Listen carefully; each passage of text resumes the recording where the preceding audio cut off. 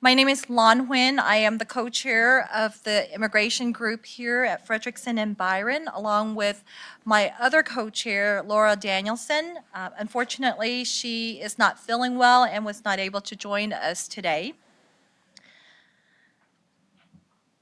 Thank you so much, everyone, again, for joining us remotely and also here on this day. We are really excited to just see some really friendly faces. We've been in the trenches with many of you for the past 2 years, so it's always nice to connect in person and at least, you know, talk about some of these issues and really connect over the misery that we faced in the past 2 years, actually. But it's been a really great opportunity for all of us and to be here with you and to also talk about some of these issues. And what we hope to do today is really provide you with the current landscape, but also some takeaways too, as to what you want to do internally in order to ensure that your immigration needs are being met and we file successful petitions in light of the current environment that John just shared with us today with the current immigration landscape. Before I start, I just want to go through some housekeeping matters. For those who are here in person, you have a folder in front of you with continuing education credit information. Also, a printed copy of today's slides. They should be in this folder in front of you with some additional resource materials. After today's seminar, please take some time to complete the green program evaluation, which is this form here, and also underneath your folder. For the webinar audience, you should have received a link to the slides via email, and we will also send the link via the chat box to you. You will receive continuing education information, a list of resources, and a survey link after the seminar too. Everyone who registered today will also receive a link to a recording of the seminar within the next week. So it's a great resource that we like to share with you, to share with maybe some of your colleagues who were not able to be here. As we go through today's program, please write down your questions because we will have a final Q&A session at the end of our seminar, and we would love to answer any questions that you may have specific to a situation or to a case. You don't have to name the details of your case, but I think it's always helpful to share questions with others too who may be in the same position. Please feel free to write those questions out, and Maya Vang back there in the room, you can give it to her or just leave it at the end of the table and we'll make sure we pick it up from you. For those of you who are attending remotely, please enter your questions into the chat box. We will address those questions too during the Q&A program, and you should be able to share any questions with us. If there are any issues, feel free to let us know through the chat box. So let's see here. Our agenda today, as I mentioned to you, we really want to share with you exactly some of the hot issues that we're seeing, the trends that we're seeing in immigration when it comes to non-immigrant visas, but also immigrant visas. We're going to be addressing a broad section of various issues that you face as employers and also as counsel to your clients internally. Feel free to address issues that perhaps we may not address throughout the presentation if you would like us to discuss them during the Q&A. We will have breaks in between. The restrooms are down the hall, as I mentioned earlier. And please be sure to join us for our reception at the end of the program too. But my favorite part of this type of program or seminar is really to introduce you to our team members. We have amazing team members, and many of them are here with us today. You'll be meeting many of our attorneys throughout the presentation, but I'm going to go ahead and ask everyone to stand up as I introduce them. Robert Aronson, Bob Aronson, maybe some of you are may know him, is not able to be here. He travels a lot to visit with clients throughout the country, and he is right now on the West Coast visiting with many of our clients and discussing the same issues that we are discussing today. So Bob is not able to be here with us. But on my left, I have Deborah Schneider, who is one of the partners of our group. And many of you are familiar with Deborah. She's been with us here at the firm, and we've been together as attorneys for about almost 20 years. So Deborah is definitely my partner in crime here. Also, we have with us Jennifer Mojica, who just joined us earlier. It's almost been a year, but not quite. Jennifer, and she goes by Jenny. Jenny has been an attorney in our community for more than 12 years for sure, and so we're delighted to have her join us on our team. Also, we have June Chang, who is one of our attorneys here and has been with us for 7 years in the immigration group. And we also have Matthew Webster, who had to leave for an interview, for an adjustment of status interview, but he will be returning, and I'll be sure to introduce you to him. Matthew has also been a great addition to our team within the last 2 years. And so we're really happy to have you meet everyone here, and definitely some of our newer attorneys. But really, our immigration group is powered by our paralegals, and I'm delighted to have them here with us today because I know they are the voices you hear day to day. And so I'm going to introduce them in alphabetical order, and please ask them to stand up and say hello to you. We have Lauren Anderson. We also have Paula Blanker, who's not here. She works remotely, but Paula has been with us the same time that Deborah and I came over to Fredrikson, which is about 19 years. We have Marie Bonin, Diana Baspachiva, Sandra Chu. She won't stand up. Actually, I'm already standing up. Carolyn Coverdale. Carolyn's not able to be here today, but many of you are familiar with Carolyn. We have Rachel Crane, Victoria Gilardi, Jody Gustafson, Thuy Huynh, who just joined us from Houston, Texas. She's been with us for about 2 months now. Kim Kalhammer is not able to be here. She had a sick child, so she's at home. Jen Lynn Price. Sheila Myers, who works with us remotely. Emily Royer. And Eugene Shank. As important as our paralegals are our legal administrative assistants, and they are here with us today. Darlene Damer.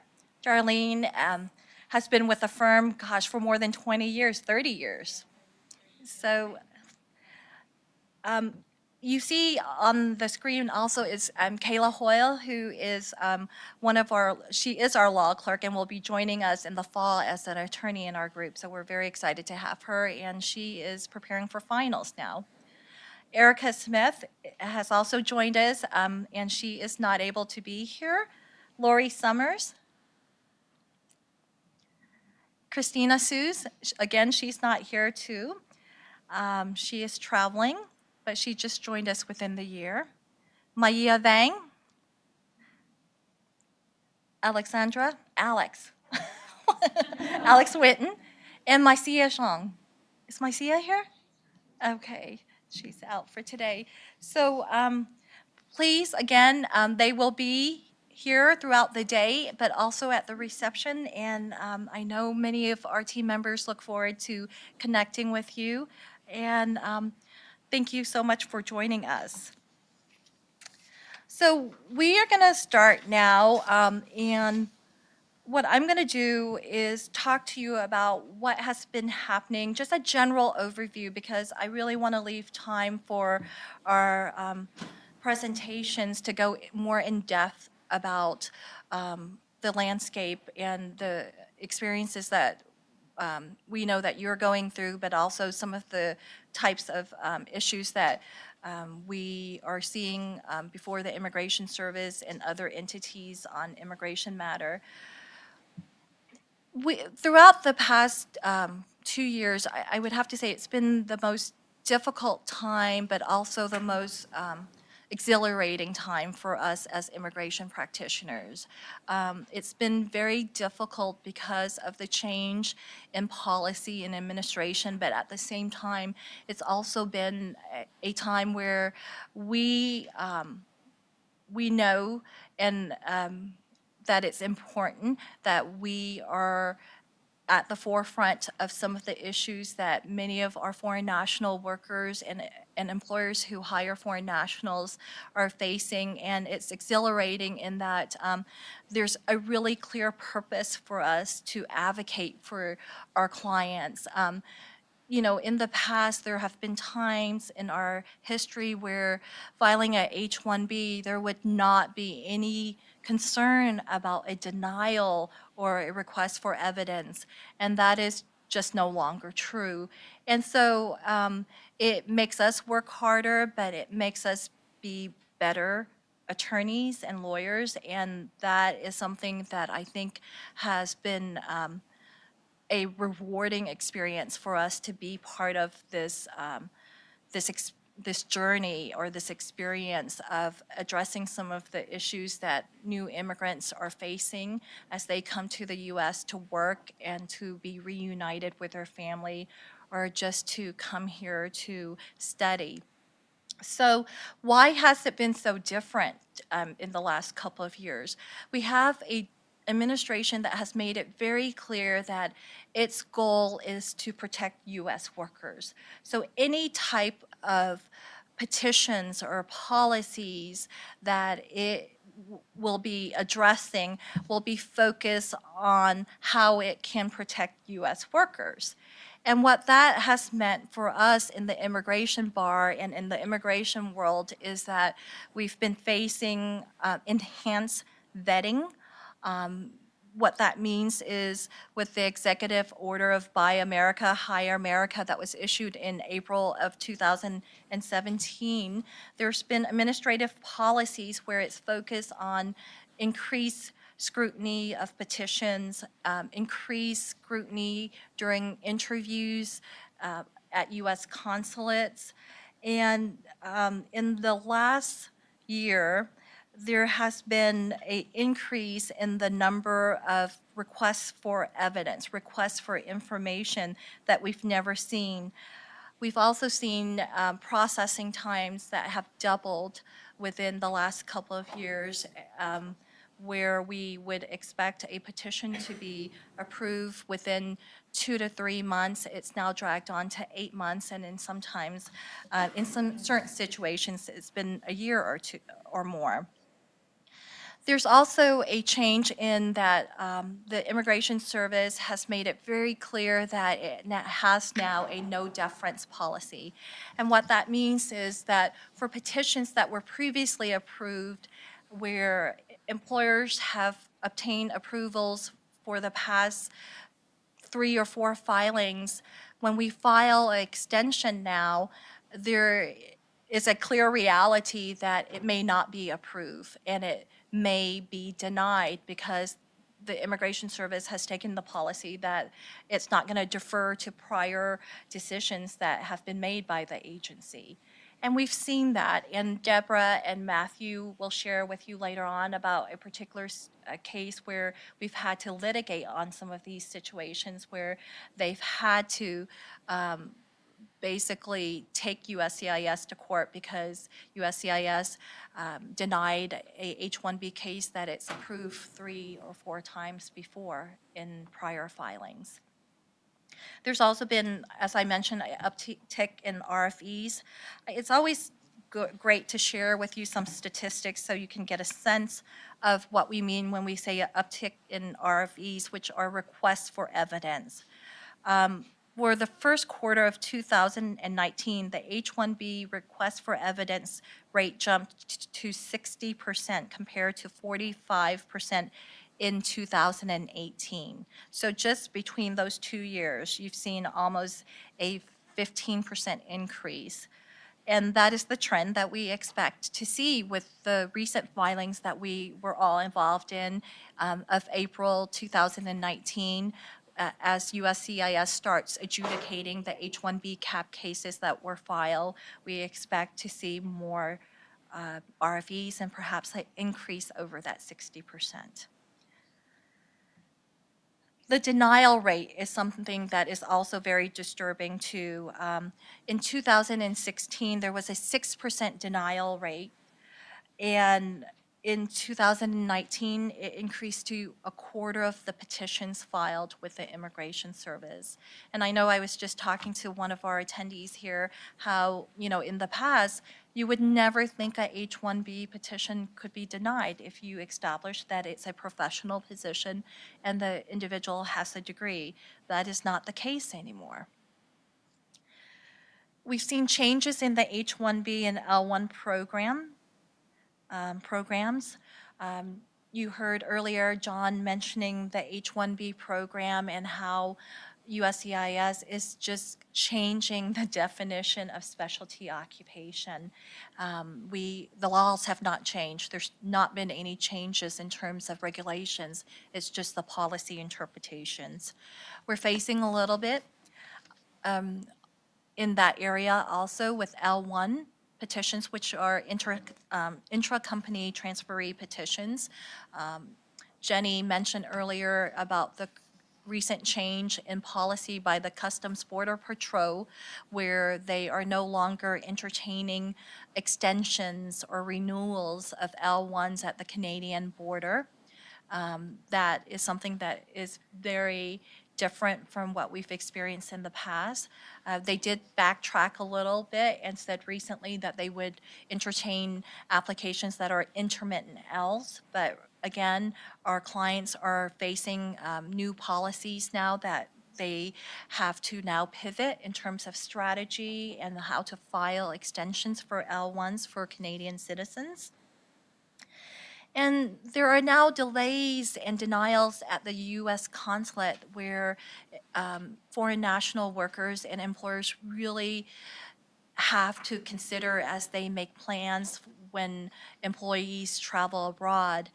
We are seeing tremendous delays with visa applications as a result of administrative processing, which is a broad term that is used to say that we can't make a decision yet. We can't tell you why we can't make a decision. It can be many reasons. There could be many reasons for the delays, and it's just administrative processing, and they're just waiting. I have a spouse of a physician who is now waiting for her H-4 or her H-1B visa to be approved. She was in H-4 status and changed to H-1B, and there's nothing for us to do except to be at the mercy of the U.S. consulate right now and hope that they approve it. And that is all under the guise of extreme vetting that I mentioned earlier. We're also seeing I don't know if you could say an increase in worksite enforcement. We have definitely seen increased activities with raids, as we had seen in the Bush administration. There is an increase in I-9 audits from 2017 to the present, but it's not at the same level as it was during 2008. Where we had about 4,000 notice of inspections issued by the Obama administration, but we have definitely seen movement in terms of worksite enforcement. The most recent development, which isn't really worksite enforcement, but has made it very uncomfortable for many employers, is the issuance of Social Security Administration's no-match letters. As of April 2019, the Social Security Administration resumed issuing no-match letters, and we're going to talk about that later on, but that has made it it has made the environment very difficult for some employers, and some employees are very nervous about the development of Social Security no-match letters. And then as a result of all of these actions or developments, we are seeing an increase in court matters or court litigation, because that is the only way that we can address some of these changes that we're facing. And I can share with you that Deborah, along with Matthew, led one of the litigated cases recently, and was successful in litigating against the USCIS. After we filed the lawsuit, USCIS agreed to re-examine the case. And I share that example with you because, unfortunately, that's what we're forced to do now, where we see this uptick in requests for evidence and denials is really relying on the courts to help overcome some of these decisions that we're seeing, and we expect to see more of that in the future. So with that overview, we're going to now start with our first panel, and the way that we've structured the presentations is really to look at the life cycle of a immigration case that you, as an employer, may see when a foreign national employee comes to you to apply for employment, what their immigration needs are, and then also we're going to end it with your obligations as an employer in regards to what you need to do in order to be in compliance. I've always been told that whenever you seek a benefit from the government, there are also obligations and liabilities, and that is something that we'll also discuss with you today. So I'm going to introduce or ask our first panel to join me up here, and we're going to discuss non-immigrant visas and student workers.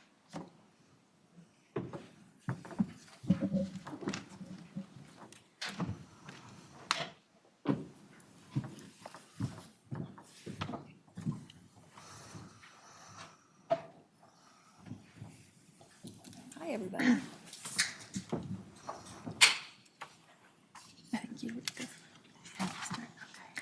All right, so I do not like hearing myself talk, I promise you. Laura was supposed to do the first part, and she, like I said, became ill, so we had to pivot a little. So you're going to have to listen to me a little bit more here. We're going to talk about, like I said, the life cycle of an employee when they come to you and apply for a position. So we're going to start off with non-immigrant visas and student workers. And I'm going to discuss specifically student workers here. As many of you, when you go out and recruit, may find that some of your applicants are F1 students, and F1 students who are in any type of degree program in the U.S., once they complete their degree, they are eligible for optional practical training. There is a situation also where they may be eligible for curricular practical training, which is when they haven't finished their degree yet, but they are able to obtain employment authorization from their school through what we call CPT. And so they may be coming to you and applying for employment and sharing with you that they have CPT, which is curricular practical training. Curricular practical training is different from optional practical training, which is what a foreign national student would get after, usually when they finish their degree program. And as I mentioned, optional practical training is for 1 year. So we have these students here who may come to you seeking for employment, and when you see their applications, there may be questions as to how do I know they need employment sponsorship. I want to share with you that we have materials in our non-immigrant fast facts, which talks about the acceptable questions that you can ask potential applicants. And there has been further development in this area regarding what employers can ask and what they can consider when they are interviewing applicants for employment. So one of the questions that we've seen a lot is, okay, so we know that students have 1 year of employment eligibility under OPT and they can work for us, but what if we make the decision that we don't want to sponsor a foreign national student after the 1 year? Are we still obligated to hire them?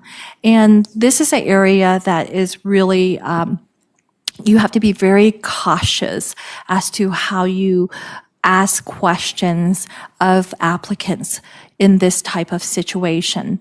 The Immigrant and Employee Rights section has provided guidance stating that as an employer, you can make the decision not to hire students who are on optional practical training, but you can't make a decision to no longer employ them if they come to you and provide you with an employment authorization card that has a time limit.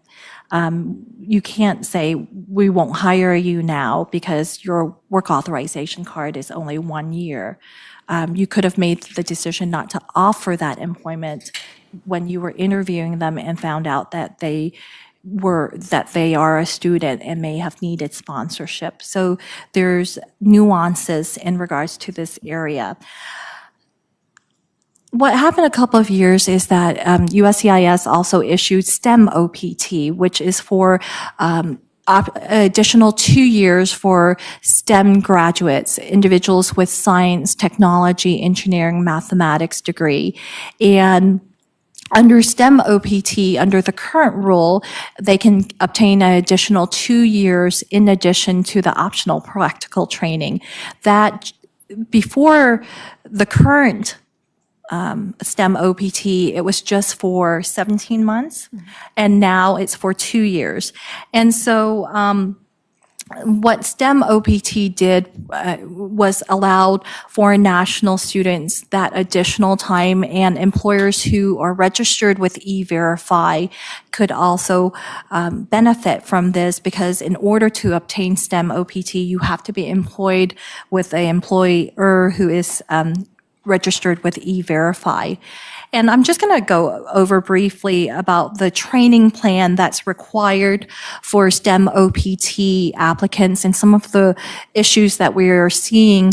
For STEM OPT applicants, the employer has to provide a training plan, what we call the I-983 training plan, and that needs to be completed by the employer. Even though we know it's employment, it needs to be framed as a training opportunity for the foreign national worker. And some of other developments that we are seeing as a result, or that we saw as a result of STEM OPT, is regarding staffing agencies. Many students rely on employment with staffing agencies when they're looking for jobs, but these staffing agencies cannot sponsor STEM OPT F1 students. Only employers who are registered with E-Verify, for whom they're performing the services, can do that, can employ these STEM OPT students. And the reason I bring this up is because we just received a question recently from one of our employer where their different parts of their company were hiring individuals through staffing agencies who were basically STEM OPT workers, and making representation about working for the company, even though the company did not sign the training plan. And so just be aware of who is working for you, and if there are if you're working with staffing companies who are hiring STEM OPT individuals, you need to make sure that you're not making any kind of representation that is not consistent with the STEM OPT program, or they're not making representation on your behalf that you're not aware of. So be aware of that.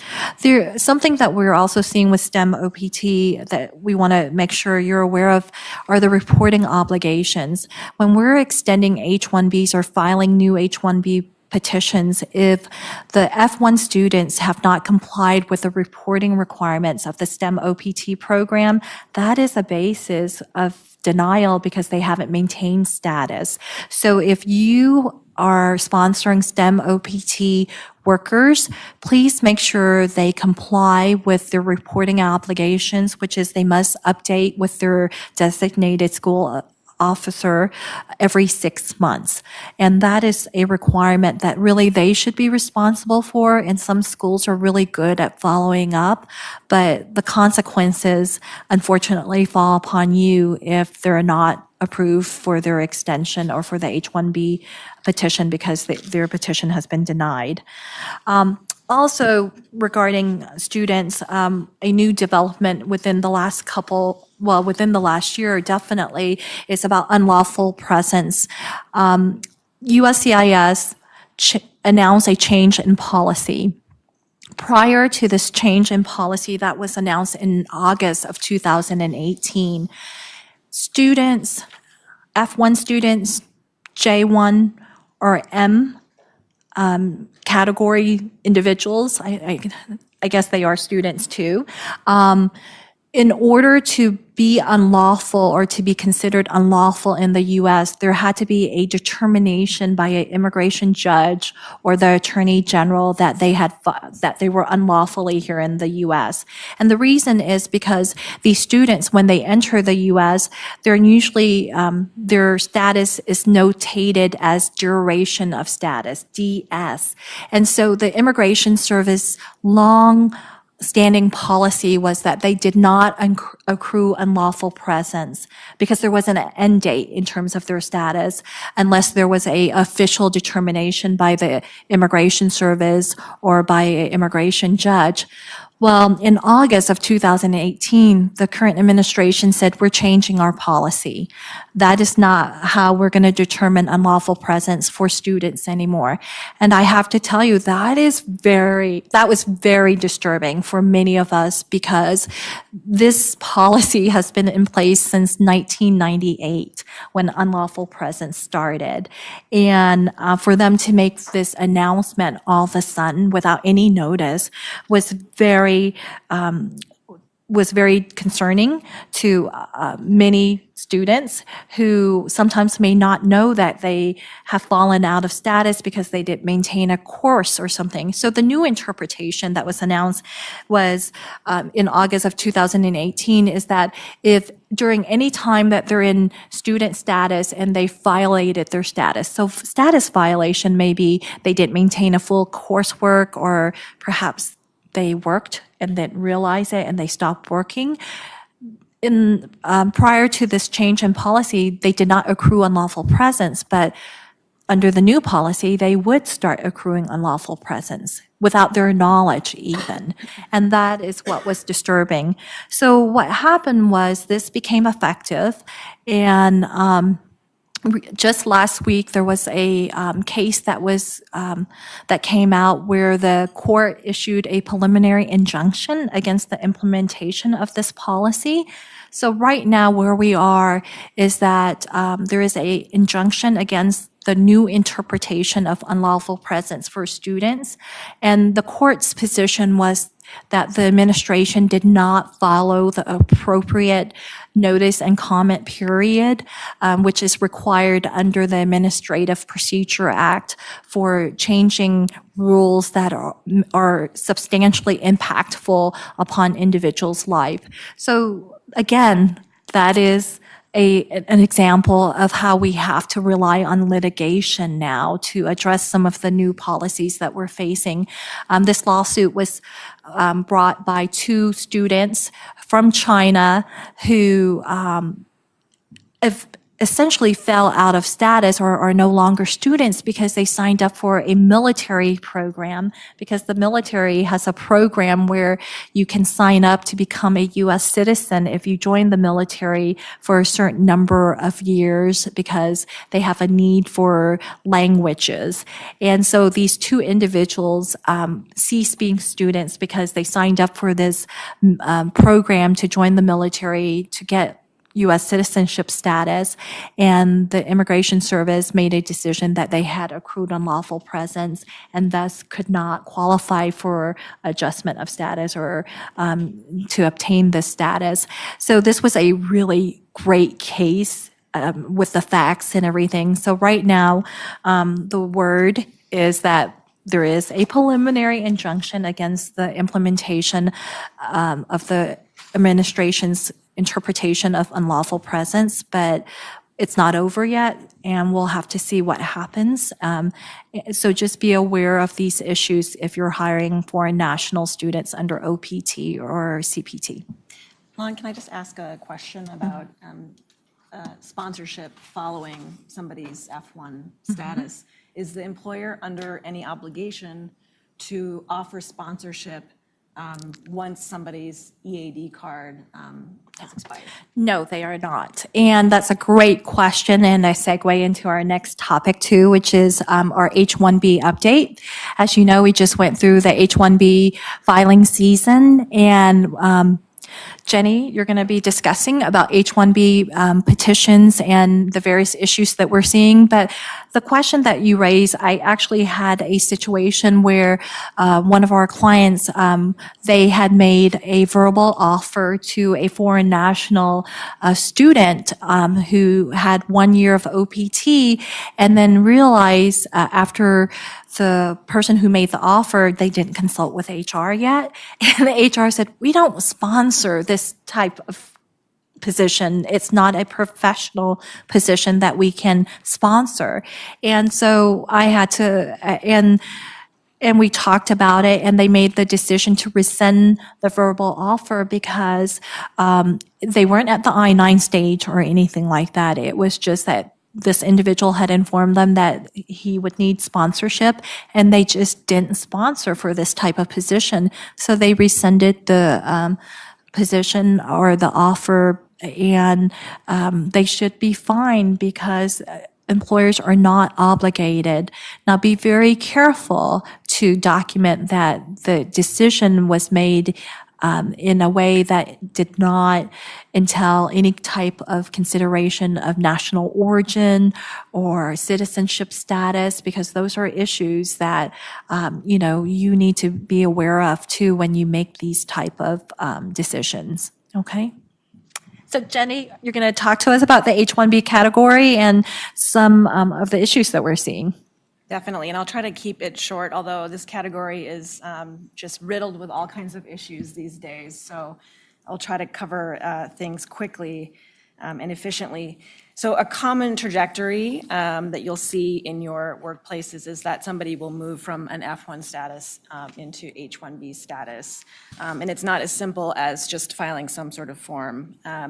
But let's talk sort of in general terms about what the H-1B is and then what the criteria is to meet the classification. H-1Bs are reserved for specialty occupations, and that is generally defined as a position that requires at least a bachelor's degree or the equivalent or higher. And then, of course, the foreign national that is filling that H-1B position has to have a bachelor's degree or the equivalent or higher in a field that's related back to the job. The position itself has to require the theoretical and practical application of a body of highly specialized knowledge related to a field of human endeavor, and the statute actually sets forth several fields that might qualify, including architecture, engineering, mathematics, physical sciences, health and medicine, et cetera.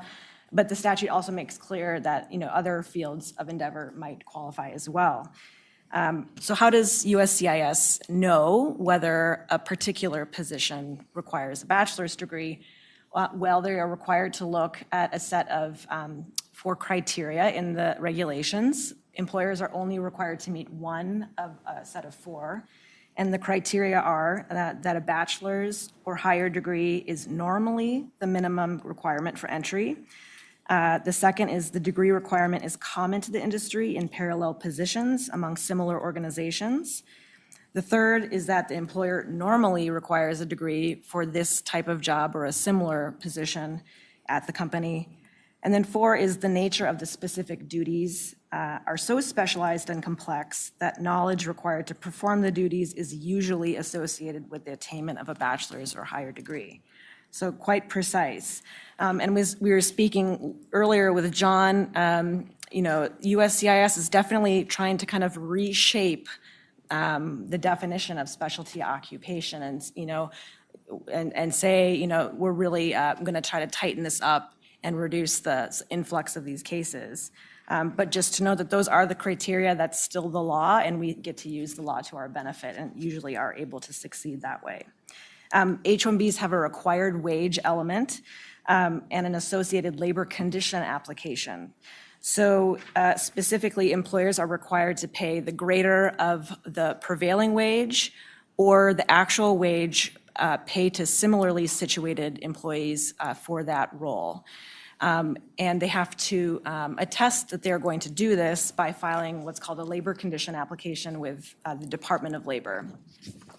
That application is filed prior to submitting anything with USCIS. It's an online form where the employer is required to set forth the occupational category, the prevailing wage for the category, and then the wage that the employer is actually going to pay the foreign worker. That gets processed by DOL. If it's certified, you get to use that application to file your H-1B petition with USCIS. The idea behind the whole thing is that you're documenting to the government that you are going to be paying a wage to this person that's at least at the prevailing wage for the occupational category. There is a 6-year durational limit associated with the H-1B category.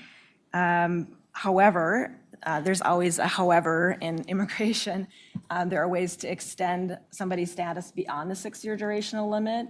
If you file the first step of the permanent residency process 365 days before the end of the 6th year or by the end of the person's 5th year, you can qualify them for 1-year extensions of status.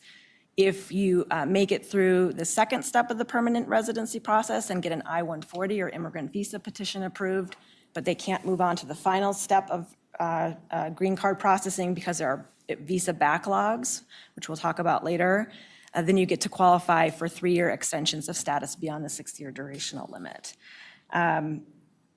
Also, unlike some other non-immigrant categories, H-1B can be a platform to pursue permanent residency. You can pursue permanent residency in H-1B without it impacting your green card case and vice versa. And so for these reasons, this is a category that is, pretty highly sought after. Unfortunately, just because, you qualified for the category, you are filling a position that qualifies for the category, not everybody gets the visa that wants the visa and that is qualified for the visa.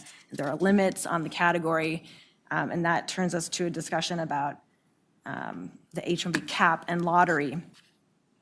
So if an individual has not held H-1B status in the past, with limited exceptions, they're going to be subject to what's called the H-1B cap. Congress sets aside each year 85,000 H-1B visa slots.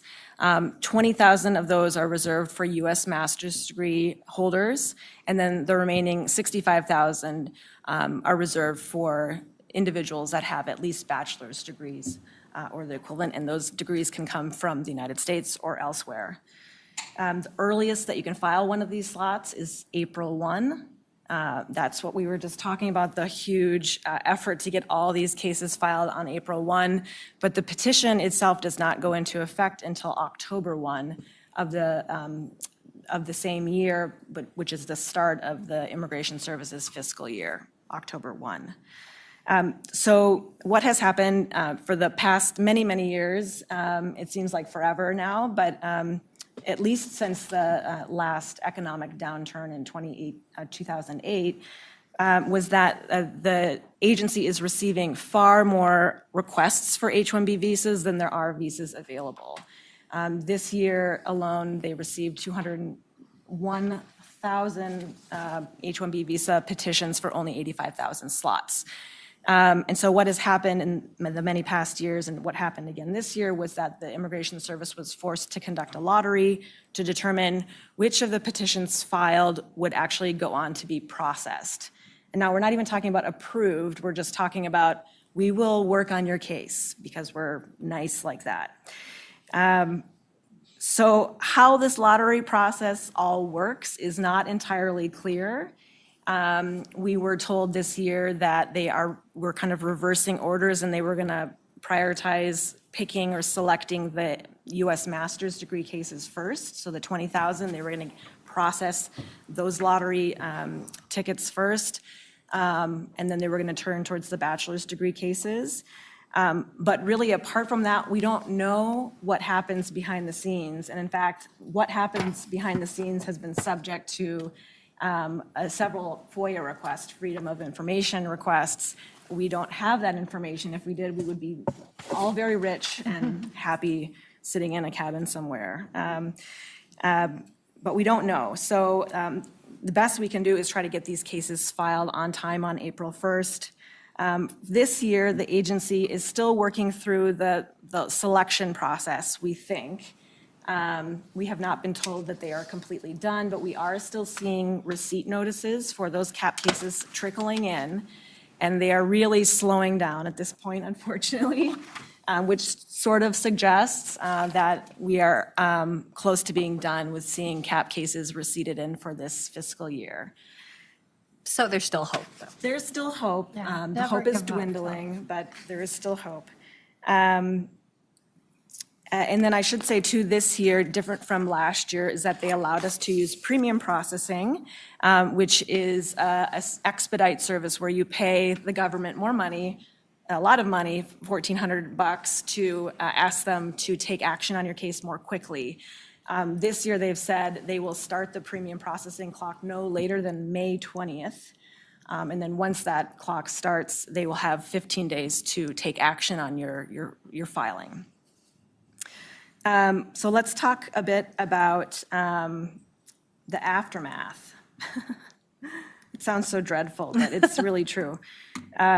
So the aftermath of the H-1B, what we expect to happen this year, as we've seen in the last few years, is that we'll get these selections, we will get the receipt notices, we will see the rejected cases come back, but we are going to see probably an uptick in RFEs again this year and possibly denials from previous years. And we talked about some of the stats and the figures, so I won't go over those again, but I will say the majority of these RFEs and denials seem to be with respect to the IT industry, also seeing an uptick in denials and RFEs on business-focused cases. But really, we're seeing RFEs and denials across the spectrum for all kinds of cases, even for cases that are clearly, squarely specialty occupation cases. So engineering roles, physician roles, scientist roles. I mean, we are getting nailed from left and right. So We had one for a dentist, so, I mean, I don't know how many of you go to dentists that don't have a DDS or a degree, but, yeah. don't go to that dentist. But so, the question is then, why is this happening? Why are we seeing so many more RFEs? And I think we've kind of touched on that a bit already, but it really seems to stem from this Buy American, Hire American executive order. Now, this is not even like real law. This is an executive order coming down from the White House. And that BAHA order has directed agencies, now the immigration agencies, not Congress, to pass new law, but just directed the administrative agencies to rigorously enforce and administer laws governing entry into the United States of foreign workers, to propose new rules and issue new guidance to protect the interests of United States workers, and to suggest reforms to help ensure H-1B visas are awarded to the most high-skilled and highly paid beneficiaries. So I think, the lesson is that we just have to, this is the new reality, and we just have to really fight back, stick to the law. The law tends to work in our favor in these cases. but it's just part of the new reality. Just to talk briefly about the types of RFEs that we're seeing, there have been certain themes over the years, and so we're kind of amassing these different RFE types over the years. The classic is the specialty occupation RFE, and this is where USCIS tells the employer, yeah, we don't think your job requires a bachelor's degree, so give us the kitchen sink and show us that it does. And again, we're seeing these all across the board, engineering cases, neuroscientists, I mean, come on, but we got to respond, we've got to give them the kitchen sink. Another type is RFEs associated with what occupational category the employer uses in the labor condition application. We're seeing the agency tell us that the job that you've put forth in the H-1B petition doesn't seem to match up to the occupational category that you've listed in the LCA. Therefore, that LCA isn't valid, so therefore we're not going to approve your case. And so you've got to show the agency, no, in fact, look at, these are the duties for the occupational category, here are our duties, they match up, chill out and approve the case, and oftentimes they do. Another type is a level 1 wage RFE. This is where the agency tells the employer that we see that you've used an entry-level wage for this position. Therefore, the position must not be sufficiently complex or specialized, and therefore it's not a specialty occupation, and we're going to deny your case. We have seen fewer of these in recent years because attorneys and employers have really pushed back to say, nowhere in the regs does it say we can't use an entry-level wage, and nowhere in the regs does it say we can't hire entry-level persons into our specialty occupations. And ultimately, I think we've been fairly successful, but we are still seeing some iterations of this RFE come in kind of creative ways, so just as a warning. So I think what we've seen is that for situations where we've used alternative wage surveys, USCIS is questioning the underlying basis of that determination, where they're asking for information regarding it, or if we're picking a certain category in terms of occupational title, they're questioning too. Also, why did you choose validation engineer? We think it's more similar to an industrial engineer. Those are the issues that we're seeing now related to wage. Yep, absolutely. And then, the question is, well, what's going to come down the pike this year? And it's kind of like, in our nerdy way, it's like kind of a little bit exciting to see what we're going to get, but it's also, because, I really like to challenge these things. 'Cause a lot of times it's garbage, and, it's very creative, but that's about all you can say about it. And then, it doesn't jive with the law at all. So, but we expect that we'll see some sort of creative iteration of something in the past or something totally new this year. So just a word of warning. H-1B cap gap, this relates to F1 students who timely file a H-1B change of status petition under the cap. If they timely file the petition before their optional practical training expires, then they become eligible for cap gap coverage, which basically means they get automatic work and status authorization extensions through September 30th or up until the time the H-1B petition goes into effect. So just to be aware that that exists. I will say last year we had an issue with some cases because there was no premium processing available. That cap gap coverage ends on September 30th, and what happened, at least in a couple of my cases, is that the person's petition hadn't been approved by September 30th, and so these poor individuals had to be taken off payroll and basically had to sit like, sitting ducks until immigration got around to approving their case. In one guy's case, he had to wait till the beginning of January to get his H-1B approval, and it was only after soliciting congressional support for that. And then prepare, so I will say, I think those kinds of scenarios will be less likely to happen this year because premium processing is available. If you didn't file with premium processing, there should be an opportunity to upgrade if you get kind of close to that uncomfortable position of getting close to September 30th. And then preparing for the 2021 cap, mean, oh my God, it's only May, and do we have to talk about this? But yes, we should. What we think might happen soon-ish, maybe not next year, is that immigration might introduce an employer registration program where the employer has to go online and register. And if the registration is selected, also not kind of like a lottery type of situation, we're not entirely sure how it will go down, but if the employer's registration is selected, then that employer gets to go on and file a CAP case with the government. They say they're going to give us ample notice about implementation. They're going to give themselves ample time to test and implement. And they say they're going to give us a 30-day warning before they pull the trigger on any CAP season. So probably what will happen is like end of February next year, a month before we have to file these things, they're going to tell us we have to register. So, but we are going to keep our eye on the situation, and we'll, of course, let you know. We definitely see that coming unless there's some serious litigation against it, though, in terms of changes to the H-1B program. So Deborah is going to now discuss L1s, but before she starts, I just wanted to introduce you to Matthew Webster. He made it back from the successful adjustment of status interview, I hear. So please welcome Matthew Webster to our panel here. He joined us about 2 years ago almost, right? And Matthew has extensive employment and labor experience prior to joining our immigration group. So we've really enjoyed that addition of expertise to our team too. Thank you. Hi, everyone.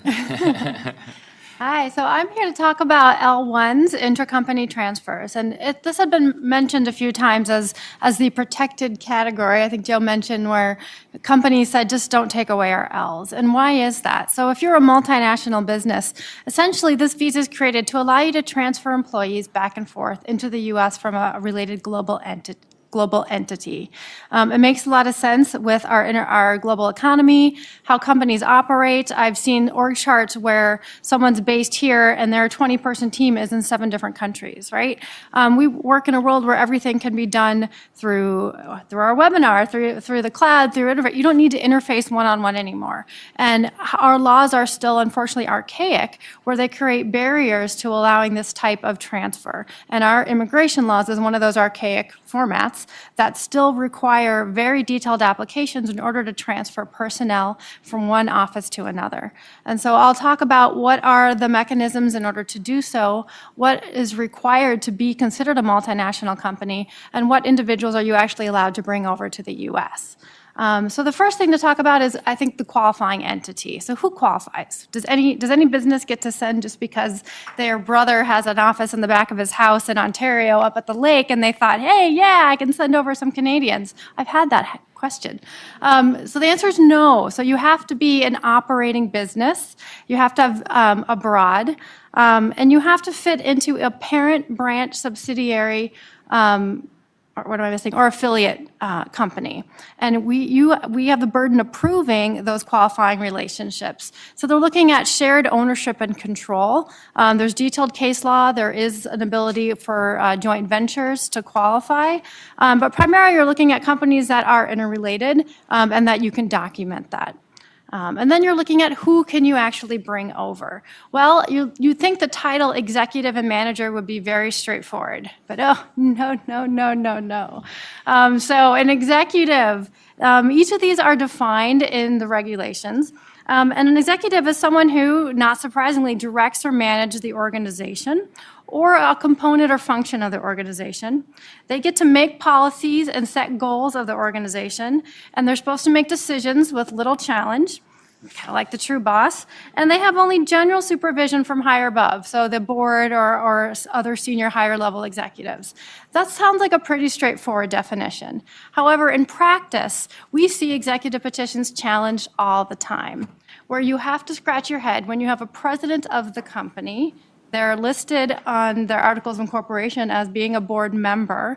There's clearly no one higher above who can make executive decisions. They sign off on policies. They create and draft the implement budgets for the company, they have hiring personnel decisions, and the agency will push back and say, we think they're conducting administrative work with what they do. So they really want this executive to be a hands-off figurehead of a business, which is not how businesses operate, especially when you're looking at startup companies, right? If you've invested and you're building up a company, you may not have a large number of personnel, or all your personnel are still abroad because the parent company wants to do an initial investment, see how much business takes off in the US, and then it can grow and invest in the operations. And so it is becoming more of a challenge, even at the level of an executive, to define and prove who your executives are. So then we get to managers, right? And it's not actually defined as managers, but managerial capacity. So with this, they're looking at someone who organizes, right, or who manages a department, subdivision, function, or component of the organization. They supervise and control the work of other supervisory or professional or managerial level employees. And this is specifically in the definition because they do not believe first-line supervisors qualify. So if you have say you're operating a plant and you have a plant manager, but everyone is a basic, I can say basic, an important shop worker, keeping things moving down the line, they may not qualify as managerial capacity. Even though they're hiring these individuals, they're doing incredibly important work for the business, they might not consider them to be managerial.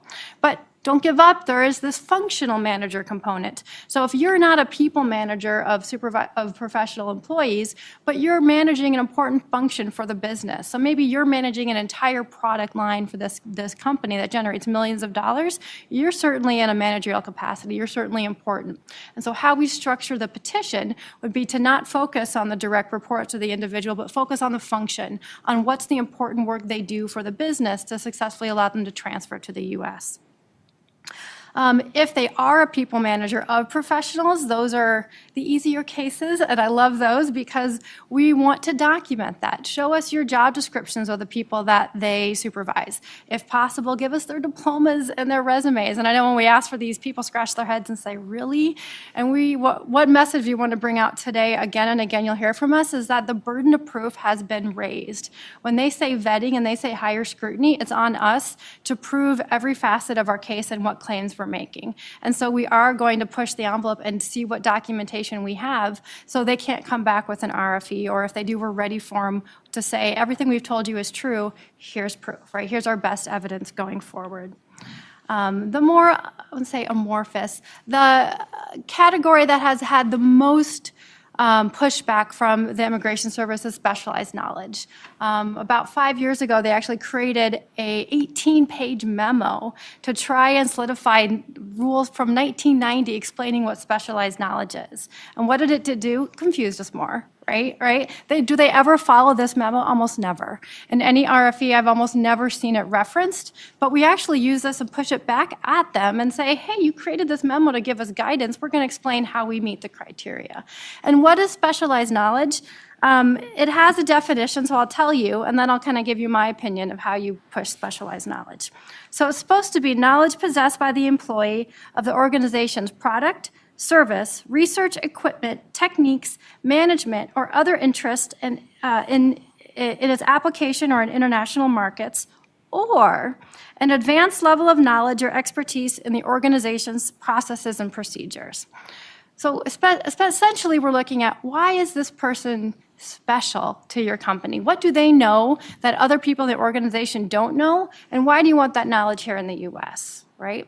The other component is advanced knowledge. And so sometimes you may have someone, maybe they've only been with the company a year, which I forgot to say is a threshold requirement to transfer them to the US, but they're the most highly skilled comp cloud worker you've ever found in your life. They have 30 years experience and you hired headhunters from all over to find this person and you want this skill set. Well, that's advanced knowledge, right? Is that hard to find? Absolutely. And so we want to use that information to show, well, maybe they don't yet have the exact specialized knowledge of our company's processes and procedures, but they surely have advanced knowledge that's incredibly hard to find. And we're going to sell that forward in our petition.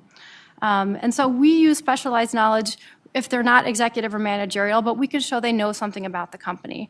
So we may dig in and say, well, were they in, you have proprietary software. Oh, well, he was one of the initial developers. Great, let's focus on that because clearly they have proprietary knowledge of your business. It could be something because they've gone into specific training. You have a 6-month or 8-month training program that this person went through, and you can't afford the time to hire a U.S. worker to go through that same training because you're on a tight deadline and schedule, and you need to bring workers over from your manufacturer still abroad to come help with a project in the U.S. So this is kind of when you'd use those specialized knowledge. And then there's something called an L1 blanket petition. Essentially, this is pre-approval from the immigration agency that you're a qualifying multinational company. That's really the essence of it. They're proving that we know you have foreign offices. You don't need to keep proving this to us again and again. We get it. We've approved you from that area. It has, though, a bonus. It allows you to file directly at the U.S. Embassy and avoid filing with the Immigration Service. Who doesn't love that, right? It saves time because you don't have to wait for the USCIS to adjudicate your petition. You don't have to pay premium processing fees to try and get the decision faster. And for the most part, you have less scrutiny at a consulate and better adjudication. It has some limitations, however. It's good for executives and managers, but only professional level specialized knowledge employees, meaning they need to be in degreed positions. That's a limitation. And I also just put a note that if you work with India, you can only process in Chennai, which still has about a 50% denial rate. So it's 50-50. If you go to the service center or you go to the embassy, you're kind of still looking at the same trends. Okay, so what are we seeing? Just like anything else, we're seeing an increase in requests for evidence. I've highlighted the main areas. And again, our feedback is just to document and document. We may really need to dig in, get to really understand who you're bringing over, talk with the individual, talk with the management team, why you're bringing over this particular person, what's the background they have, and that really helps us generate a strong petition. A lot of this is the question, do you file with the Immigration Service versus go abroad to get your blanket? Our preference is to go abroad, use the blanket because you're going to have a better chance. And then I always say, if you get denied at the embassy, well, file at USCIS, you get a second chance, right? You get two options.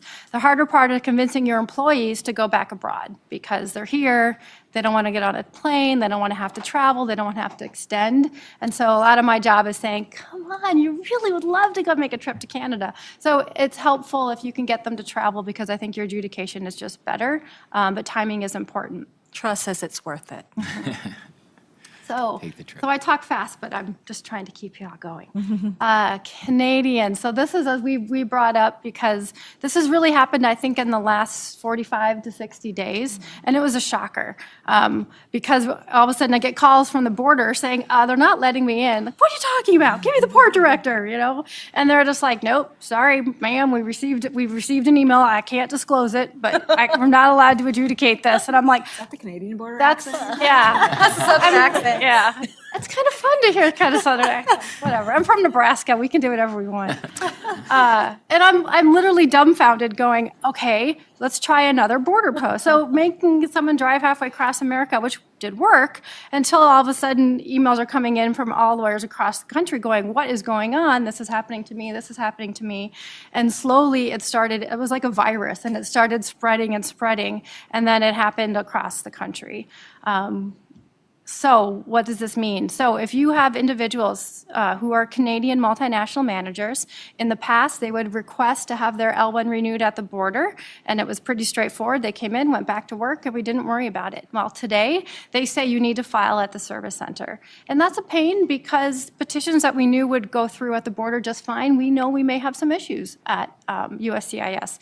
We may have to put in a lot more documentation than we had before. You have the risk of requests for evidence. You're going to have much more long processing times. You're going to have to pay for premium processing. So it puts Canadians who have been using this process in Minnesota very frequently at a disadvantage. They have just announced literally 2 weeks ago, and I tried it last week and it worked, but one port, for intermittent L1s. And an intermittent L1 is someone who really lives in Canada, but they come in less than 6 months a year to work in that executive managerial specialized knowledge position. And we did just have one come through, and I'm trying 3 more, so I'll let you know how it goes. But that could be a salvation if that comes through, because that's helpful, especially people who live in Canada. To have to come in to file a petition and come back is just silly. But the hard part is you look on the website of CBP, and it's still not there. right? There's no changes that were ever published that this new policy is in place. There's no published policy on this change of adjudication. Not to mention on USCIS's website, on the where to file listing for L1s, it says, by the way, if you're Canadian, you can renew in Canada, which is a lie. It's just a misstatement. You can see we've been traumatized by this. I know, he's talking sports analogies, and I'm like, I just want a giant sundae full of chocolate. And it's not just the rain. So I'll move on to other travel issues because that's a good segue.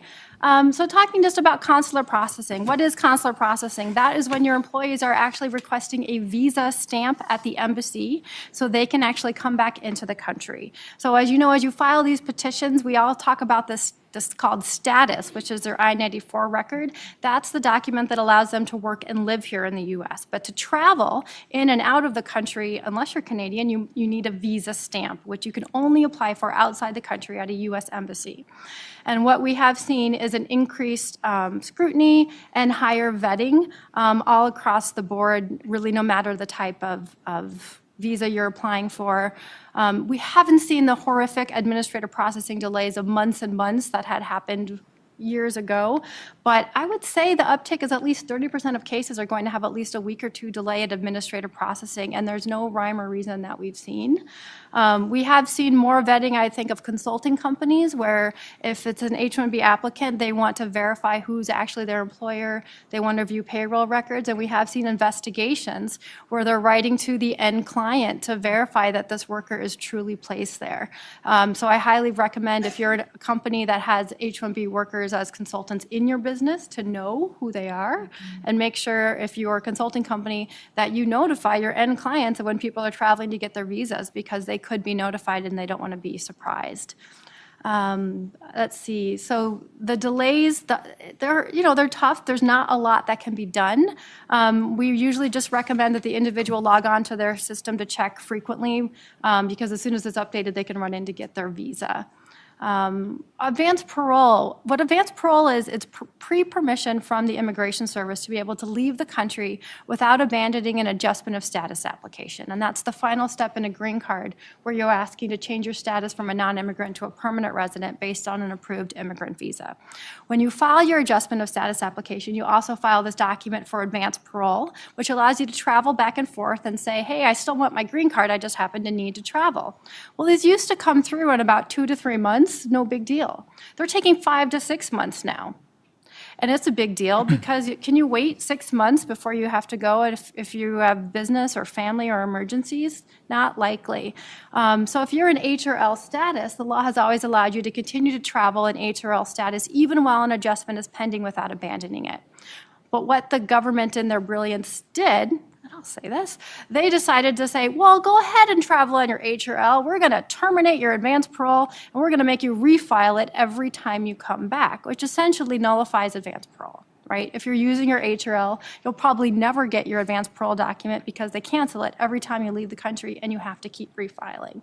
Fortunately, there's no filing fee. It was already included in your adjustment application, but it makes it difficult because now you're required to get that H-1B visa, right? There's that risk. What if that visa is stuck in administrative processing and you're trapped abroad? And what if, God forbid, they deny it for some reason? Now you've abandoned your application for adjustment. You're trapped abroad. So it's put individuals in a much more complex situation that really doesn't need to exist if adjudication would just speed up.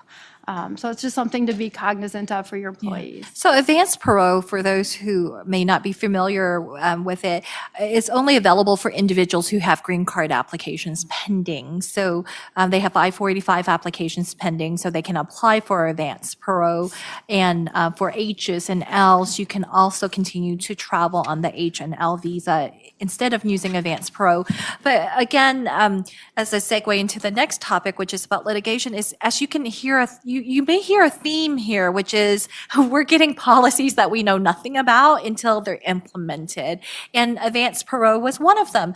Historically, individuals who travel, you can apply for advanced parole, and then once you apply for advanced parole, you would just travel because you have a valid H or L visa and re-enter, and the advanced parole is still pending. Well, they made the decision that no, we're going to deny it if you travel and the advanced parole document is pending. And now they've backtracked a little. So in the last couple of months, they issue an announcement saying, okay, we're going to deny it if it's an initial advance parole document and you travel while it's pending, we're going to deny it. But for those who already have advance parole documents, if you apply and it's pending, this is an extension, this is your second advance parole or something, we won't deny it. We'll adjudicate it. So just know that if you travel, contact legal counsel to make sure you have the appropriate documents and you're not going to abandon any type of petition that you have pending. That's something to consider. And so as you see, the theme is there are policy announcements or actions without any notice or comment period from anyone here. And that's what we've been dealing with over and over again. And that's why litigation has been such a huge issue.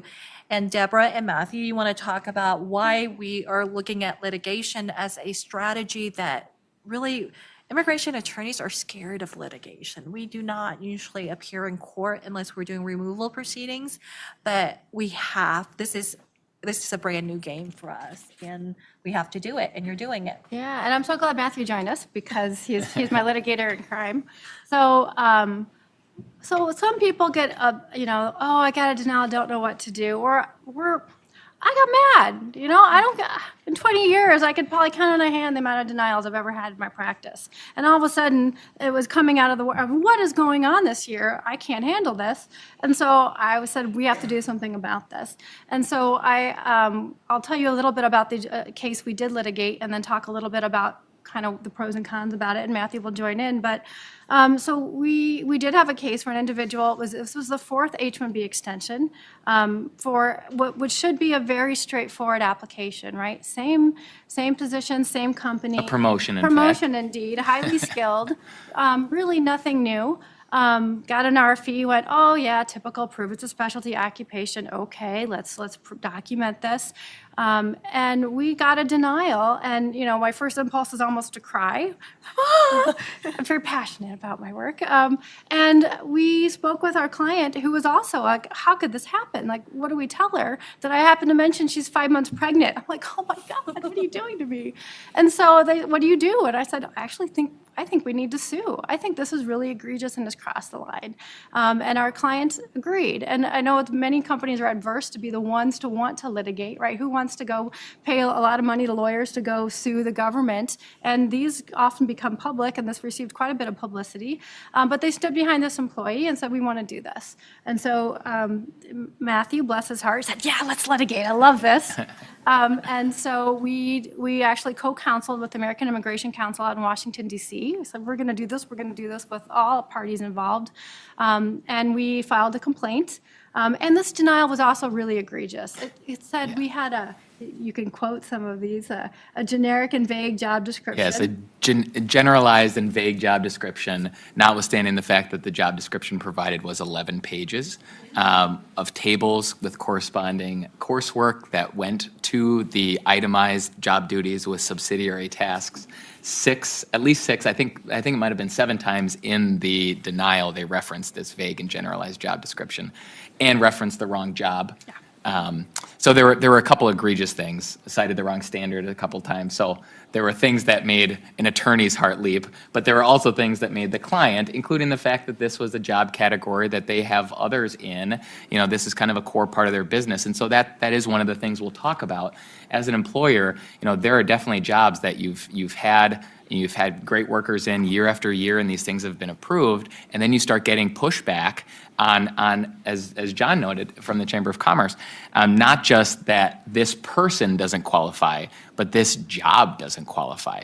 And so that's something to be thinking about as you start to strategize your response. In this case, it made a lot of sense for this employer to move forward and to get a good result, because that kind of is a shot across the bow to the agency that, we're not going to take this lying down, and this job is a specialty occupation, and made it very clear that it was. And so those are some things that we'll be talking about that you can think about litigation as a strategy. And so part of the, so I will say we filed our complaint, and the government, as you may know, has 60 days to respond.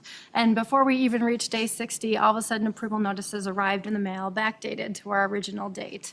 Oh, magic, I think the case is dropped. So then we filed, obviously, a motion to terminate. So it was bittersweet because you would have loved to, like, let's get this before the judge, let's take this out, but it had the proper outcome, right? The service. And really, so it goes to the Office of Immigration Litigation, and OIL basically, like, they're like, oh God, we don't want to litigate this. I could see the agency messed up, right? They probably already looked at this case and said, I don't want to have to argue this in front of a judge either, because he's going to look like a fool, right? And so these are the times where it may make sense to pursue federal litigation. It's not the only option. You do, if you get a denial, unless it was a cap case, you may have the ability to refile, right? You may say, well, maybe we didn't put our strongest evidence forward, or we think we can just file again and we're going to get a different adjudicator, a different result. That could be a possibility. Or you can appeal at the agency level. So the Administrative Appeals Office is the agency above the USCIS that's supposed to evaluate the district director's decision to see if it was right or wrong. Unfortunately, I think, I don't have the exact statistics, but over half are pretty much rubber stamped, right? I believe it's 95%. Okay, I was trying not to go there. I was like, God, I'm not It's a going very there. high affirmance rate. So that's an option. But there is also a motion to reconsider or a motion to reopen just at the service center level. And I have filed those and been successful before even going to the AAO to say, look, you're of a matter of law, you've read this wrong. And those are good cases to sometimes go back to the agency because you can win those. But sometimes you're done with the agency and you said, you've had your chance, you didn't listen, I think it's time to litigate. And so that's a new service we're offering, suing. But it's really gratifying, I think, even as a business, to say we stand behind our employees, we stand behind our business, we stand behind what we told the government in a petition, and we're going to go forward. And as more and more companies are doing this, it's going to lessen the pain for everyone involved. I think it's going to be very much harder, unless they do it at the congressional or agency level, to actually redefine what specialty occupation is under the regulations, that the agency itself still has to follow the regs, right? They have the interpretation authority, but it's still arbitrary and capricious if it has nothing to do with what's written in the law. And so those are the weapons we have at our disposal to use, and there is a time, and the time is now, to probably pursue that in a much more active way. Yeah. So just kind of following up on that, the AAO also tends to take a very long time. There's not really a way to speed them up. We have had some success in things that are clearly erroneous. They're applying the wrong standard, the wrong law, not talking about the right job. Sometimes those get turned around quickly, but we also have had AAO appeals go over a year. And there's no way to really speed that up. They can take as much time as they want. So the upside to litigation, which I know might be a four-letter word for many of you in this room, in HR and VPs of companies, litigation sends shivers down your spine. But the nice thing about litigation is that there are rules in the courts, and there are set periods of time with which the government needs to respond. And so you're kind of taking it out of this agency, make it up as you go context, and you're in a federal court with the federal rules of civil procedure. And so it does kind of change the rules of the game. So that is one of the benefits of the federal litigation route. In terms of the options we have up there, there's the AAO, so the administrative appeal route. There's also mandamus, habeas, and then the Administrative Procedures Act litigation. And so really what those are, in layman's terms, habeas is give me a hearing, mandamus is give me a decision, and the APA litigation is give me the right decision. So a lot of times employers are going to be doing the last one, right? You want the right decision. And that is something that also distinguishes litigation from the AAO appeal. When you appeal to the AAO, you're essentially telling them to look at it again. And oftentimes, even if they don't affirm the decision, they'll remand it back, right? And so they'll kind of kick it back, or they can come up with a better reason for denying it. So that's one of the other perils of appealing it within the administrative agency. On the upside, you can supplement the record, so you can provide more information if it was lacking at the initial level or in your response to the request for evidence. But on the other side, the AAO might say, you know what, that wasn't a great denial, but we'll deny it on 3 other grounds, and then you're stuck with a worse decision. That doesn't happen in the federal court. You're stuck with the record as is, so it's on us and on you partnering with us to put together a great case on the front end. But once you have that great case, everything is just set in stone at the time you're at federal litigation. And so, again, unlike kind of your TV show courtroom dramas, there's no cross-examination and depositions and months of drudgery in discovery. The record is really set as is, and so it's pretty straightforward litigation, a complaint, which we were involved in, and then oftentimes, if it's not resolved at that stage, then just a dispositive motion, and there are cross motions, and then you have your decision. So it's pretty cut and dry in terms of the litigation context. Those are some of the decision points as you're thinking about the risks and the benefits of going the administrative appeal route, which we've done for years and you're probably familiar with, versus strategizing some of these other emerging areas of litigation. Great. Well, thank you so much for sharing with us about litigation. As you can see, immigration law is no longer for the faint-hearted here. I mean, we are going in, okay, I just started, you all. I saw my first episode of the Game of Thrones. Okay, I've only seen one episode, the last one, or the last 2, actually, half of the last 2.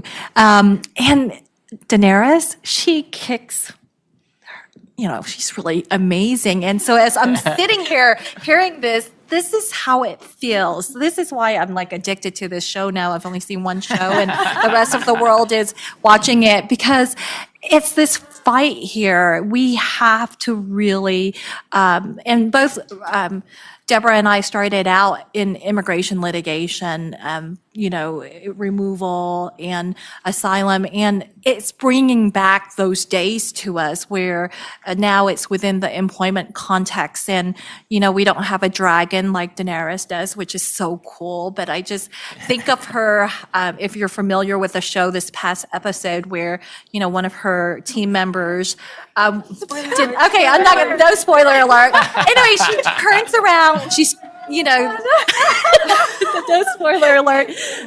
Okay, I'm not going to spoil it, but it's that fight, where we really have to, it's not for the faint-hearted. We understand how much resources it takes for our employers through these efforts, and that's why we strategize with you. But in these days, we are in it with you. I mean, we will fight for some of these decisions based on principle. We've talked about litigation. We've gone where we do a lot of H-2 cases, for example, where they've been denied. And we're like, this is not acceptable. We have to fight it just because of the principle, if anything, too. And that's what we're kind of facing nowadays, in addition to, changes with visa backlogs and everything like that. So, we're in this fight together, and the next step of this fight is trying to get our employees, our foreign national workers, immigrant visas, and how do we get to that next stage? They're here in H-1Bs, L-1s, or non-immigrant status. They're experiencing these difficulties too, and they're now trying to seek permanent resident status here. We're going to talk now about some of those issues that we face as we try to move them to the next stage of their immigration journey, which is to get more permanency in regards to their status in the U.S. So June's going to join us now, and Deborah and Jenny will also continue on with the panel to talk about basically issues that you may face with immigrant visas, but also changes in your visa petitions or employment positions, what you need to do in order to make sure that your foreign national maintain their status to eventually get the green card. Do we have a quote? Yep. I'm big in my quotes.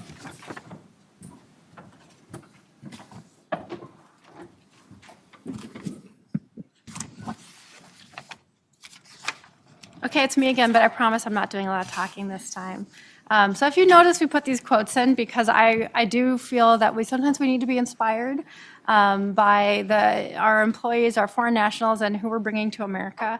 And obviously, we're incredibly biased because we strongly believe each personally of the importance of immigrants and what they make our nation and our country. And so we just thought between each session, some of these will help remind us of why we're here and why we believe it's a really positive attribute for more individuals to come to America. So this next section is going to talk a bit more about the complexities of what happens in real business world where things change at the company.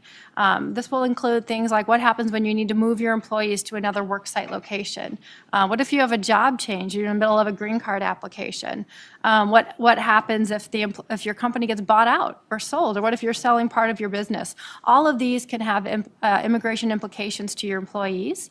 And so June and Jenny will primarily be discussing about the practical realities of what you need to do, how to issue spot when things are coming up within your business, and when you should bring it to your counsel's attention for when actions will need to happen. Thank you, Deborah.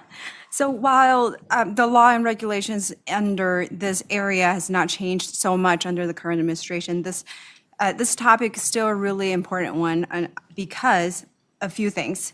One, the journey for foreign nationals, their journey to become a lawful permanent resident is a really long one. We are talking about a couple of years to even 10 years, 15 years in some cases. And during that whole process, they have to maintain their non-immigrant status in the US while they work through the multiple steps in order to get to their green card. And as you have heard from our previous panels, we're experiencing longer processing time for green card processes. And visa backlogs is a more and more difficult issue to deal with. And these things force foreign nationals to maintain immigrant status for longer and longer. For example, Indian nationals in EB2 or EB3 category, employment-based categories, they are looking at 10 years or longer. And Chinese nationals, they're easily looking at 5 years or longer. And this is when they have already an approved I-140 immigrant petition in hand.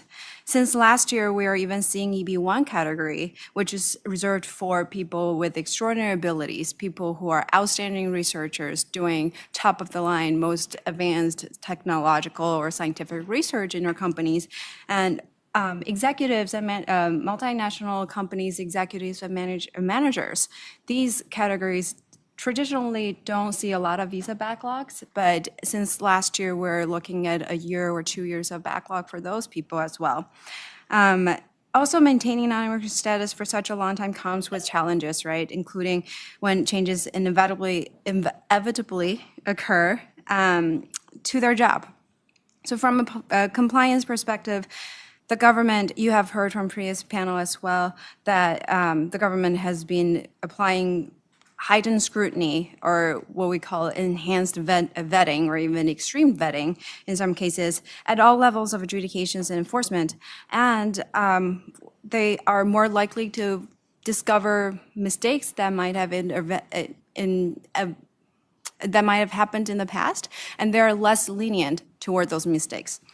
As a result, failure to submit and admit a filing in a timely manner can cause a foreign national to fall out of status, to accrue unlawful presence, or become ineligible to adjust status down the road. And we are going to take you through a really fun mental exercise to talk about what happens when you discover changes to an employee's job, their work site, job duties, job titles, or if you're hiring someone from another company. We'll start with H-1B, which is one of the most common types of work visa that you'll see.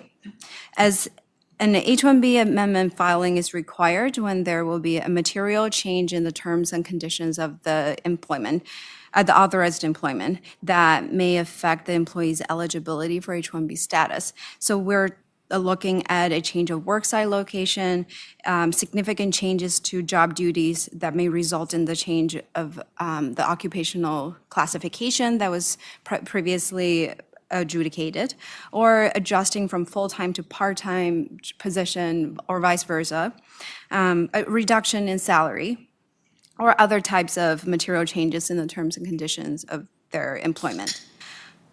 When there is a material change, an amended H-1B filing and a new LCA are required. So let's start with the work site. When you get a call from a manager saying, hey, I have this employee who's moving to another location, or sometimes you might get a call who says, well, we have this employee who has moved to another location. What do you do, right? On this topic, there is actually pretty good guidance from the USCIS at the moment that basically says if the new worksite location is within the same geographical area from the prior H-1B filing, then you're fine. And the same geographical area is usually, it's defined as within the normal commuting distance of the place of employment or within the same metropolitan statistical area. So that just means that maybe you're moving across the street, maybe you're opening a new facility down the road. If you're staying within that area that's close enough to the previous filing, the address of the previous filing, and there's no change to the prevailing wage requirement, then typically you don't need to file a new LCA or an amended petition, but you still need to post the original LCA that was filed with a previous petition at the new worksite. There are a couple of other exceptions to the amended filing requirement. If an employee is going on a short-term placement, meaning they are going to a new worksite for up to 30 days, or in some instances up to 60 days, a new filing is not required. Or if they're going to a non-worksite locations, this typically means if they're going to a conference or going to a seminar that is outside of their regular worksite for improvement activities. Or if you have an employee whose job function is such that they are required to travel a ton. You may have people who have an occupation that's peripatetic, requiring the employees to move from site to site on frequent travels without a home base. Or you might have employees who have a home base, but periodically have to travel on a casual or short-term basis. So these type of situations, you actually don't need to file a new LCA or file an amended petition. Change of work location requires the company to have careful tracking of the whereabouts of your employees and taking action prior to any permanent relocation or adding on a new worksite that is outside of the geographical area. And why that's important, because as you have heard, the USCI is increasing worksite visits. These are typically visits that are unannounced. They show up at your door. They demand to look at your public record, the LCA public files.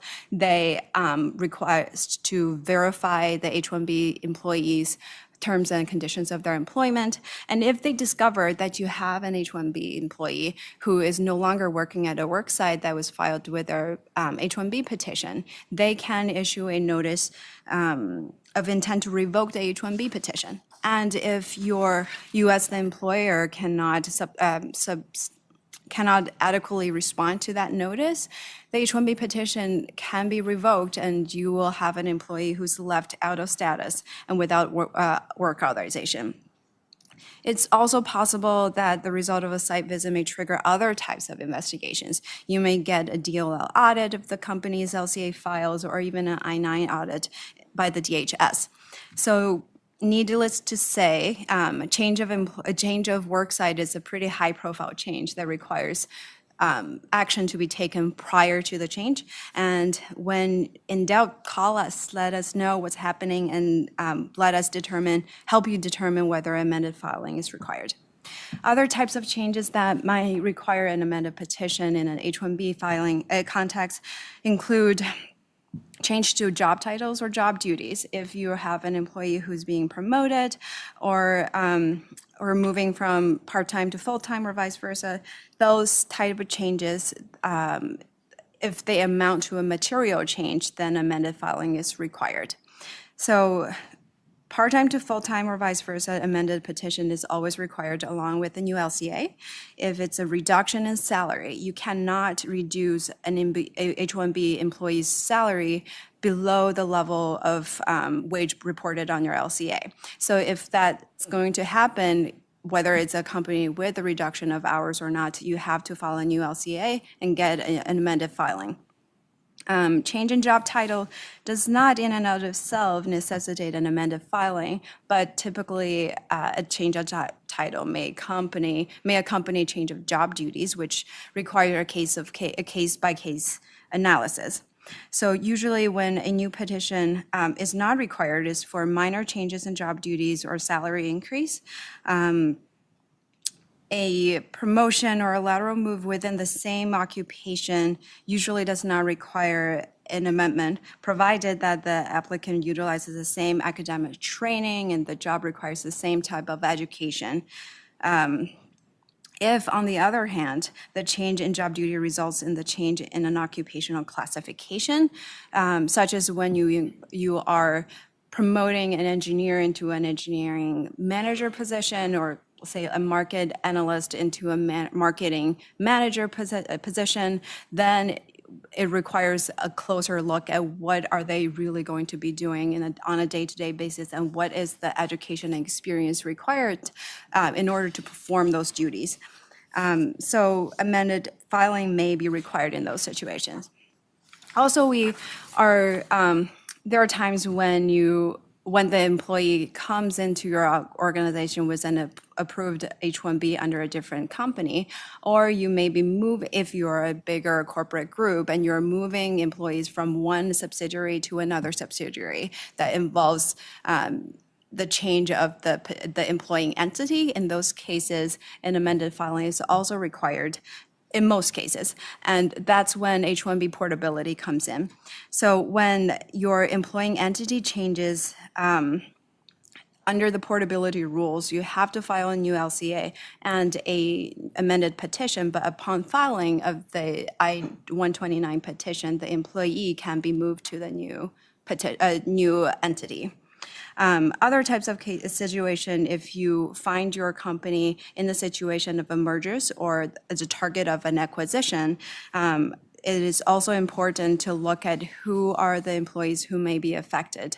We have seen situations where a merger happens and the petitioning entity of the prior H-1B cease to exist, or the company may be moving a group of people to an entirely different entity that's newly established during the mergers and acquisition. In those cases, amended filing is not required if the new employer is considered a successor in interest of the prior H-1B petitioner. And there are rules that are there are detailed rules that comes with what constitutes as a successor in interest. Basically, the new employer needs to update and maintain certain information in their public access file, and including a sworn statement assuming liability for the existing H-1B and LCA from the prior employer. And if the new entity is going to hire new employees or file extension, in those cases, a new LCA will be required, and you cannot rely on a prior LCA under the prior entity.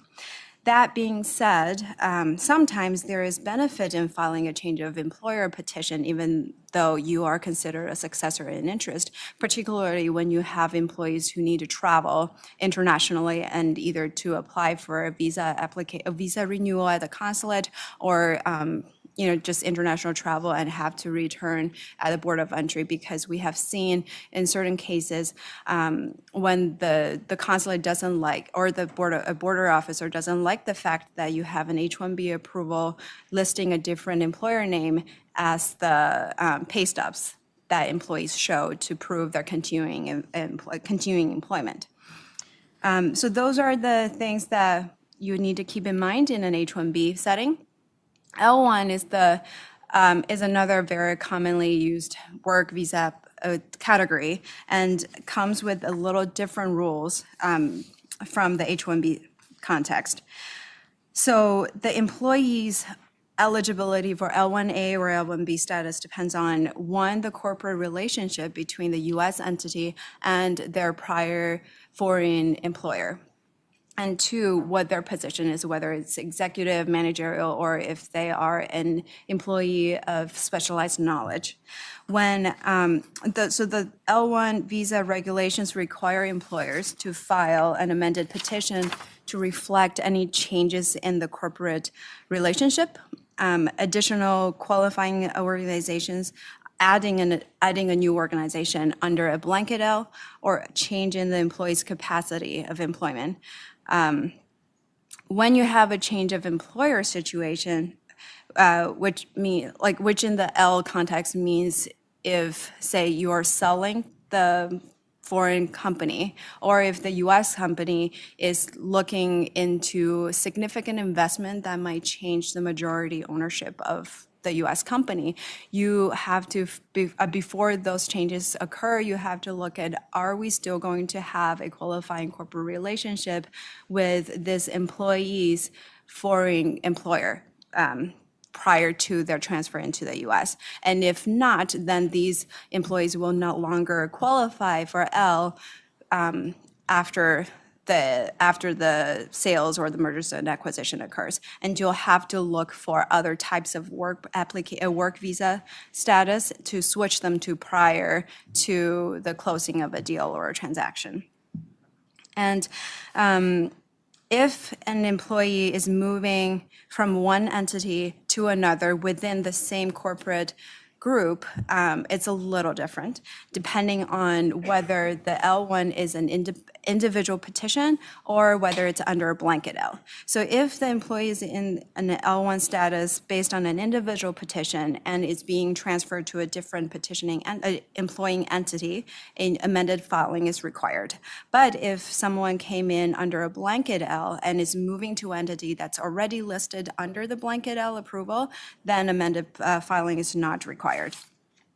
And in those cases, when we say amended filing, it's really a new certificate of eligibility, which is I-129S. That's not required for the transfer. What about change in somebody's job? If someone's job duties changes, or moving from a specialized knowledge position to a managerial or executive position. In those cases, you also have to look at whether the new position still qualifies this person as a manager, executive, or someone requiring special knowledge.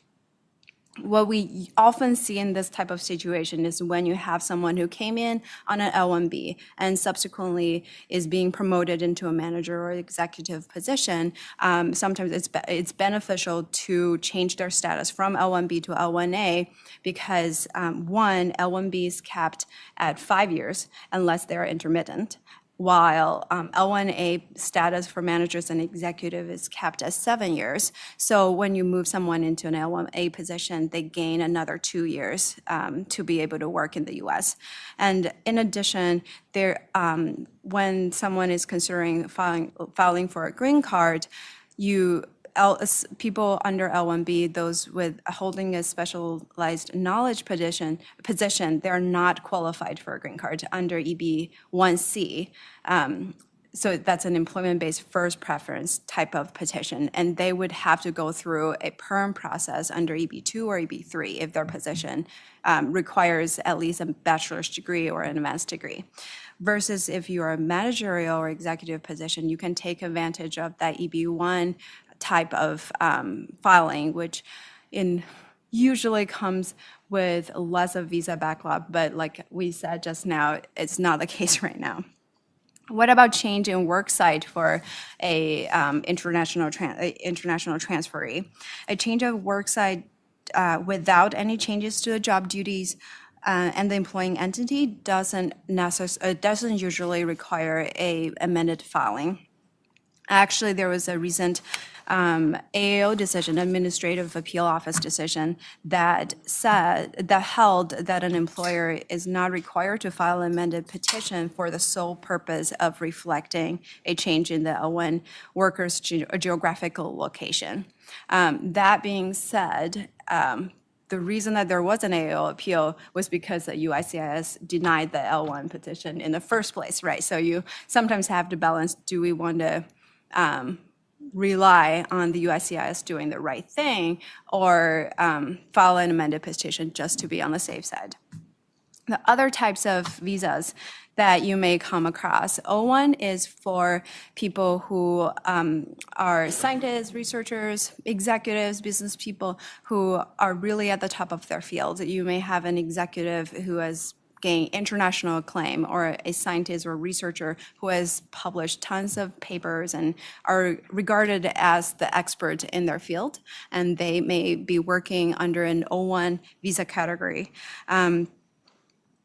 When for changes to their work site or their position, the rule is that if there is a material change, again, in the terms and conditions of the employment or the employee's eligibility. So in the O1 context, when you're changing from full-time to part-time or vice versa, or adding a concurrent employment, those are type of situation where an amended petition is required. But if you're simply changing a work site or there's an adjustment to the job duties, then it requires a closer look at what exactly the change is, and amended filing might be required on a case-by-case basis. There are a couple of other types of visas. TN is under NAFTA for Canadian and Mexican employees who are coming to the U.S. to work in certain types of occupations that are listed under the NAFTA. So in those cases, a change in employer requires a new filing, and that may, for Canadians, that may just means you bring a new application package to a port of entry and re-enter to work for the new employer. Or for Mexicans, then they can apply for a new visa at the U.S. consulate in Mexico and then return back to start working for a new employer. It doesn't necessarily require an I-129 filing with the USCIS, although that's also an option if someone does not really want to travel. But like we said, we usually like to send them out because it's usually an easier process than filing with the USCIS. You may also see people coming in on a J1 especially for interns, trainees, newly graduate, foreign nationals who are coming in for training. And J1 petitions are not filed at the USCIS, actually. And so there's no amended filing requirement for those people, but usually they are sponsored by designated J1 sponsors, and your company is really considered a host site rather than the sponsor in those situations. And those J1 sponsors may usually require employees to report any changes to their employment before the change occurs. E2, another category that sometimes you may see, particularly if the U.S. company has a foreign parent company that made a significant investment in the U.S. And the key thing in an E2 situation is if there's a change in the majority ownership of the foreign parent company, that change may render the E2 employee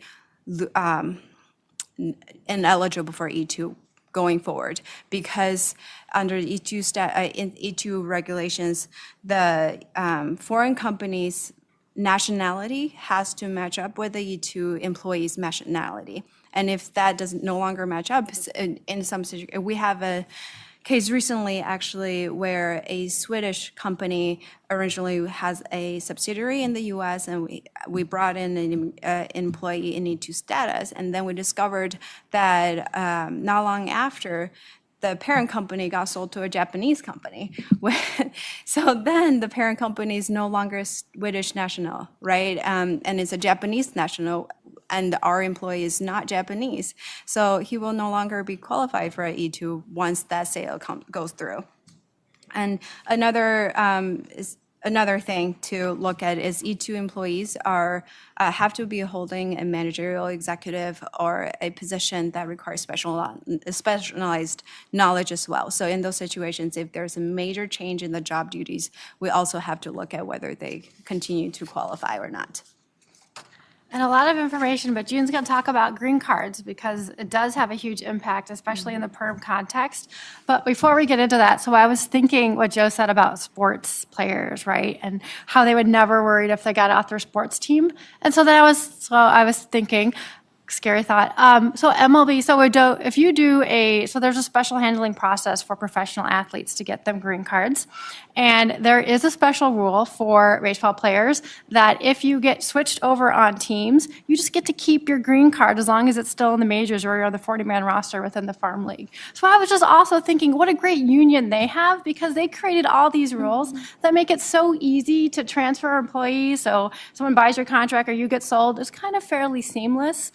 Athletes work on Ps and they just file another one and it just included on their, it's so straightforward. And I think of all these complexities that we're talking about, if there's any change in their job duties or if you want them to work at an office, but it's in St. Paul and you're in Minneapolis, so you have to file a whole new petition.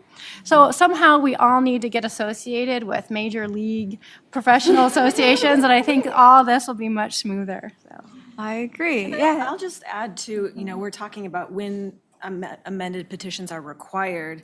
I mean, sometimes the strategy decision needs to be made about when it might be a warranted or a good idea just to kind of cover your bases, especially in the H-1B and L-1 context. There's more and more site visits happening, and I know we're going to talk about that briefly in a bit. But sometimes it's just more comfortable to have the petition in place, the amended petition in place, so when that officer inevitably shows up and says, where's this worker, you can say, this worker's here, and we've already got that covered, so you can go home and, have your cup of tea. Sometimes it's just a matter of making the whole situation feel more comfortable and setting the employer up for success and not this lengthy kind of investigation process as a result of a site visit, so. So June, many individuals use the PERM process to sponsor their foreign workers. What happens if you have to change your work site and you've just started the PERM process? Yeah, like as immigration lawyers, we hate to get that phone call when we're in the middle of a perm process, doing recruitment, doing labor market test, and they say, hey, we just heard that this guy is being promoted or this guy is moving to a different state.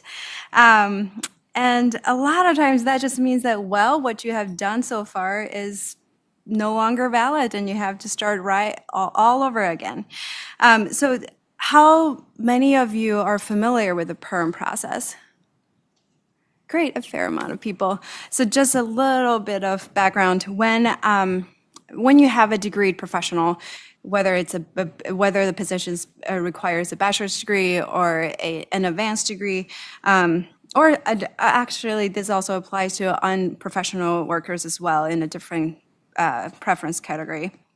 The employer have to start the green card process by testing the labor market for this specific position at the area of intended employment.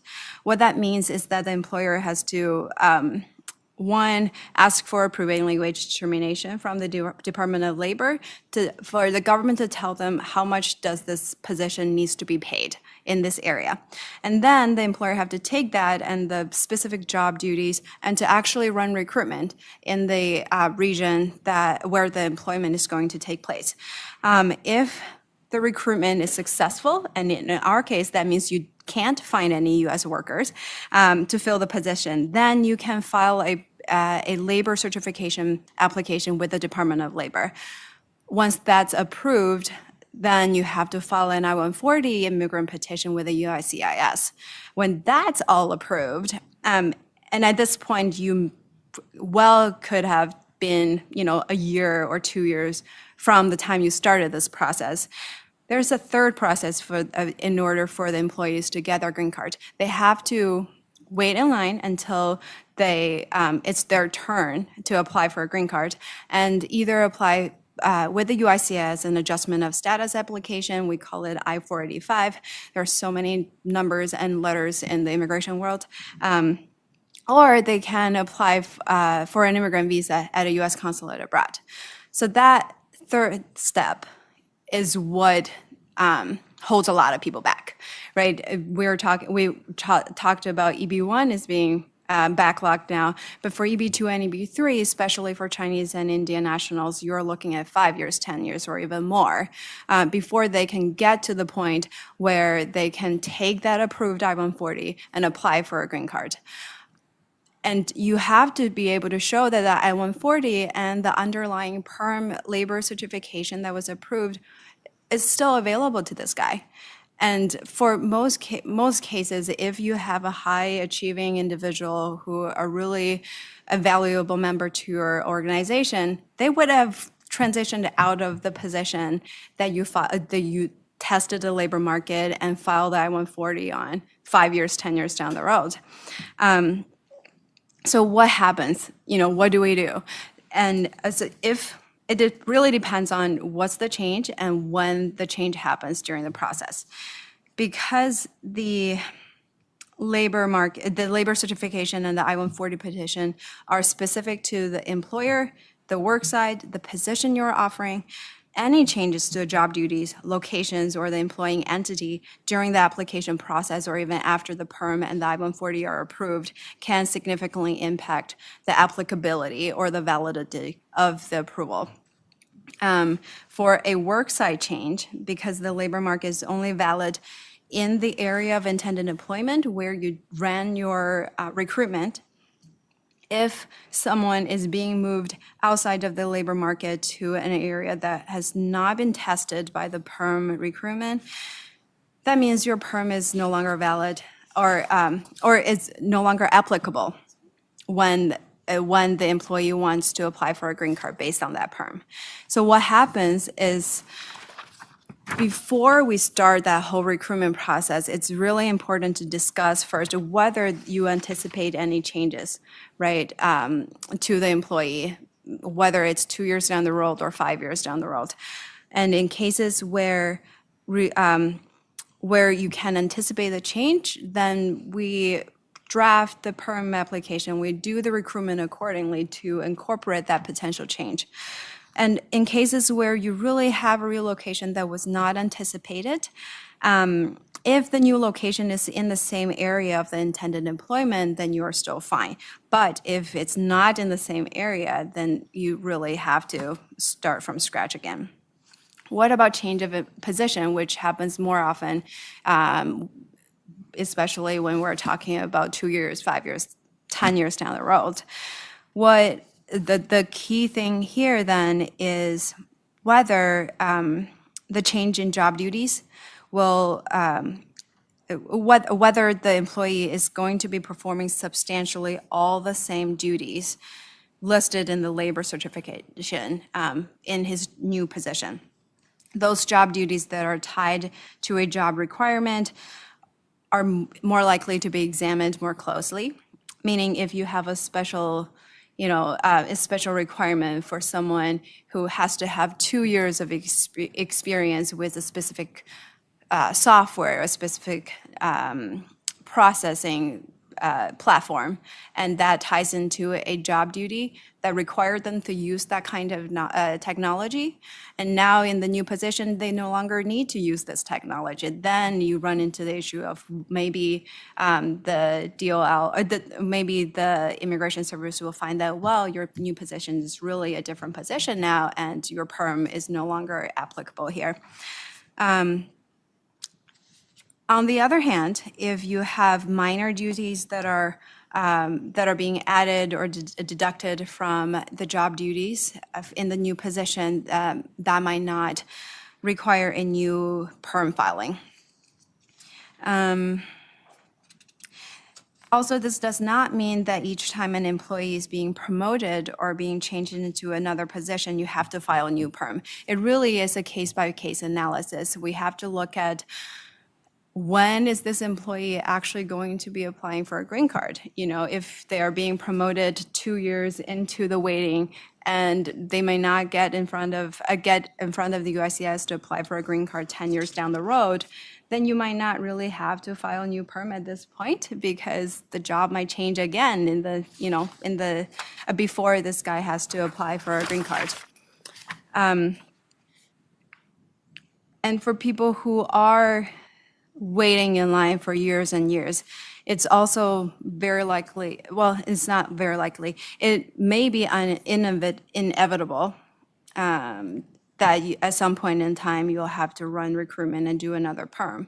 Or in certain cases, employers may say, well, we're willing to offer this perm position back to the employee at the time when he's adjusting status and applying for a green card. So if that's an option, then the perm would still be applicable, even though during that waiting period, they may have changed position. So that's another option to consider. I see that I'm running out of time, and I know Jenny has a lot to say as well. So just quickly to cover, I-140 is the second step of the process. And if you have changes during the I-140 stage, especially if someone has an approved I-140 and is then moving into a new position or a new employer, then the portability rule may come in if the employee already has a pending I-485 adjustment application for at least 180 days. And the test there is that you still have to have a bona fide job offer. The I-140, if at the time is still pending, it has to be approvable at the time of filing. And the new position has to be the same or similar occupational classification, which is a different test from what we were talking about earlier when we determine whether a change in position during the perm process requires a new perm filing. Good. And that's filed on the 45J. maybe I Yes. mentioned on that. Okay, so we've got about 10 minutes before break, and I've got a few topics to cover, but, if we don't get to everything, feel free to just come chat with me afterwards, or any one of us, really, and we can talk you through some of these issues. But we just wanted to point out a few issues that we're spotting with regard to adjustment of status. As June mentioned, there's 3 steps typically for the permanent residency process: labor certification, followed by the I-140 immigrant visa petition, followed by the I-45 or adjustment of status application. And that third and final step, the I-45, can be filed once the I-140 has been approved, and or if there are immigrant visas available to the person in their particular preference category. For employment-based cases, we're talking about EB1 through EB5.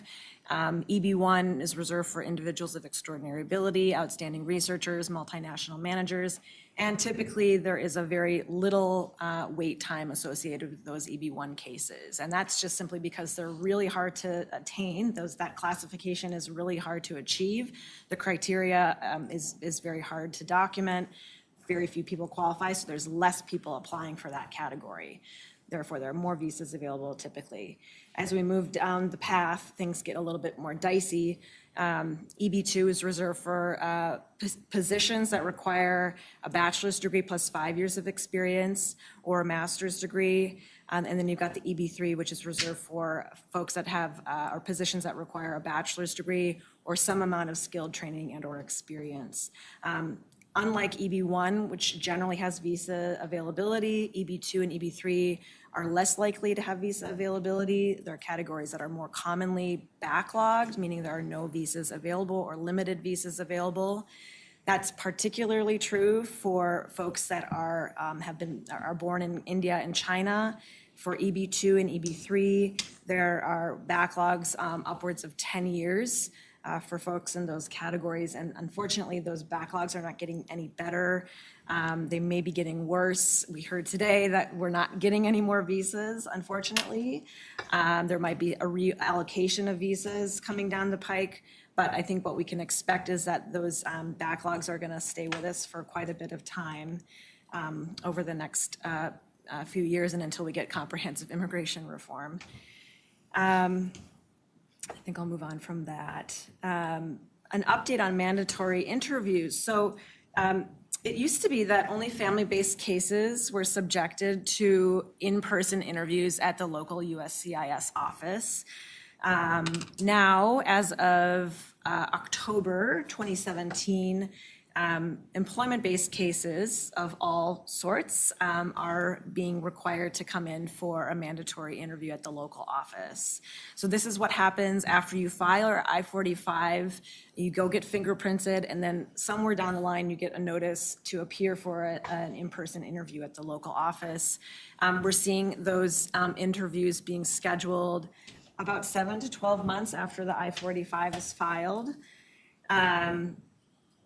And I would say generally, when this first came down the pike, everyone panicked, especially employment-based lawyers like myself who, oh God, I have to deal with like a human being, an officer in person. I am not a litigator. I don't like court.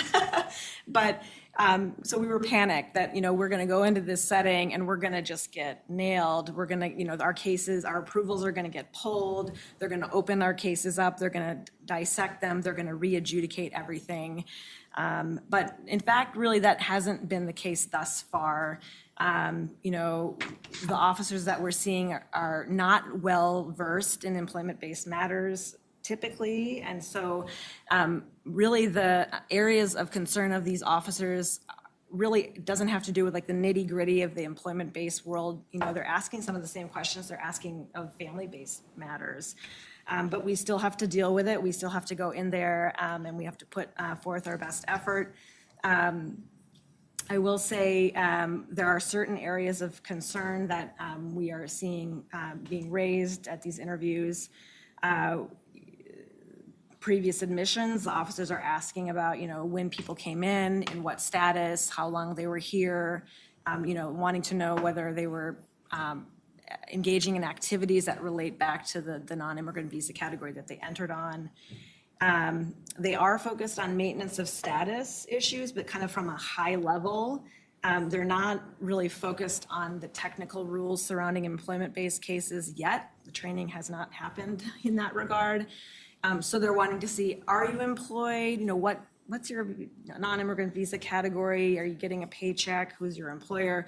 But they're not concerned about, do your H-1B duties line up to the perm duties? And are you getting paid the amount that is listed in the LCA? And that's those types of more technical questions that might be coming down the pike. Fulfillment of the 2-year foreign residency requirement. Now, this is associated with somebody who has held J1 status in the past. Oftentimes, if you've had J1, you are required to go home for 2 years and serve time in your home country before you're allowed to come back in another non-immigrant status or as a permanent resident. There are waivers to the J1 foreign residency requirement. Officers are asking about previous J1 status and whether or not you have fulfilled the terms of any waiver associated with that status. They are surprisingly, still to me, asking very pointed, specific questions about the bona fides of marriages if there is a spouse involved in an employment-based case. And that person's like in an H-4 or an L2. The officer is very focused on, is this a legitimate marriage? Let's look at the marriage certificate. Let's look at your mortgage statement. Let's look at your rental agreement to make sure both spouses' names are on those documents. I've had to remind the officer in several cases, this is not a marriage-based case. We're not having to document or prove that this relationship is real. So back off a little bit. But they are still focused on those types of issues. And then also violations of law of any sort. They're really doing what they can to protect our borders. And so, the two questions that they're focusing on from that I-45 application is, let me see if I can find them. Have you ever been arrested, cited, charged, or detained for any reason by law enforcement? And then even better, have you ever committed a crime of any kind, even if you were not arrested, cited, charged, or tried for that crime? So that makes people very nervous, that question. So what I tell people, the issue of traffic violations come up because, well, you know, we all have speeding tickets or parking tickets or that sort of thing. And, you know, while the officers aren't really bothered by those types of violations, I always advise clients to disclose that information, to bring evidence that you've paid fines or whatnot. I just don't want them to be caught in one of these, you know, gotcha moments where the officer asks that question, have you ever committed any crime? And then they say, no, and then the officer says, pulls up his screen and says, well, what about these things? You have just, you know, lied under oath to me. You know, we think you're fishy, we're gonna deny your case. So disclose, you know, making sure that clients are disclosing all sorts of violations. Documentary evidence required at the interview time. The I-45 Supplement J, this is a form that was introduced. Do I have time or am I over time? Okay. We're good. This was a form that was introduced in 2017. Do you notice that a lot of this stuff is happening in 2017? Mm-hmm. Yes, you're not mistaken. All these things happened to us in 2017. But this I-45 form was introduced, and it's intended to, you know, tell the officer that yes, in fact, the job that was listed in the PERM application and the I-140 application is still the job that we intend to put this person into when they get their green card. Or it can be used to notify the officer that this person has moved companies, but will still be working in a job that relates back to the initial job that was filed for permanent residency processing. It's you know, sufficiently similar that they get to rely on that previous process to get their green card. This is a form that has caused a lot of confusion, I think, across the board. I don't think officers at the local office really know what its use is or why we're supposed to be filing it or when. So oftentimes they'll ask for this form when it's not required, or they will not ask for the form or reject the form when it is required. My practice is just to kind of have an executed form on hand to bring with me in case they want to see it. I can file it with the record. Employment confirmation letters, this is something they're routinely asking for as evidence of maintenance of status. Most so, they want to see that, you know, the person is working for what employer. I typically advise folks to make sure that the content of those letters align with the person's immigration record. It doesn't seem like officers are doing kind of a line-by-line analysis between the offer or the employment confirmation letter and the record, but we don't really see what happens behind the scenes. So just to make sure that those, the record and then the employment confirmation letter are matchy-matchy, if that's true and accurate. And then medical exams. We've always had to file medical exams with our I-45 applications. The medical examination is to show the agency that the person is not inadmissible to the United States based on public health grounds. There are new rules that came down this last November. It used to be that after you got your medical exam done and a designated civil surgeon signed off on that exam, you had 1 year to submit it to USCIS. Well, now, once the officer, the civil surgeon has signed off on that exam, you have to file that exam no more than 60 days before you file your immigration benefit. And then once it's filed, it's only valid for 2 years. So in other words, you file your exam with the agency and you don't have your interview for 2 years. Now, that would be unusual, but not impossible. You might have to get a new exam done before your interview happens, so you have a fresh set of results to give over to the officer. And then, and there's way more to that, but we'll just keep moving on. Just some timing issues that we've noticed with these adjustment of status interviews. Again, it's taking about 7 to 12 months to schedule the interview once the I-45 is filed. The processing times after the interview is conducted vary wildly. I have seen it literally, we finish up an interview with the officer says, we're gonna recommend you for approval. I go back to the office, I check the online status, and the card has been issued. Instantaneous gratification. But there are also often cases where the officer said, I don't see any issues with your case, and I'm going to recommend you for approval. And then you'll wait, and you'll wait, and you'll wait, and you will not see any result for many, many months. I just checked our message board through our Immigration Professional Association, and some folks, they have their interview, and they will wait for up to a year or more before hearing anything back on their case, even though no one's told them there's any issues. And so those are the types of cases where you might want to get congressional support. You might want to contact the USCIS Ombudsman's office to try to get that case unstuck and moving. At the local office, we are finding, or at least I am finding, that they are conducting interviews prior to being ready to actually adjudicate the case. So they'll have the interview, but maybe they don't have the case file from the National CIS office or the National Visa Center, and they need to get that physical file on site at the local office before they can issue the card. So that's been a source of frustration for some of my cases.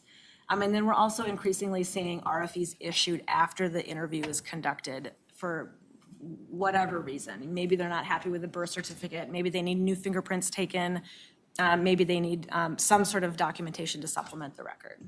So I'll just give a quick takeaway.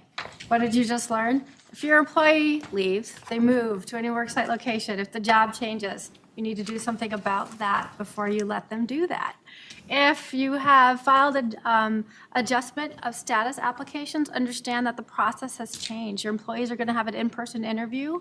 They may have to get a new medical exam, things we have to check with family, and more documentation. So thank you so much for your patience for a long session. We are now on break. So we are now going to address compliance. As I mentioned before, anytime you apply for a benefit with the government, there are also obligations. And as making sure that you're in compliance with your obligations as you file petitions is as much part of our concern and as it is to filing these petitions for your foreign national workers and getting them approved. We want to make sure that we prepare you also for site visits that you may face from the Immigration Service and Wage and Hour Division.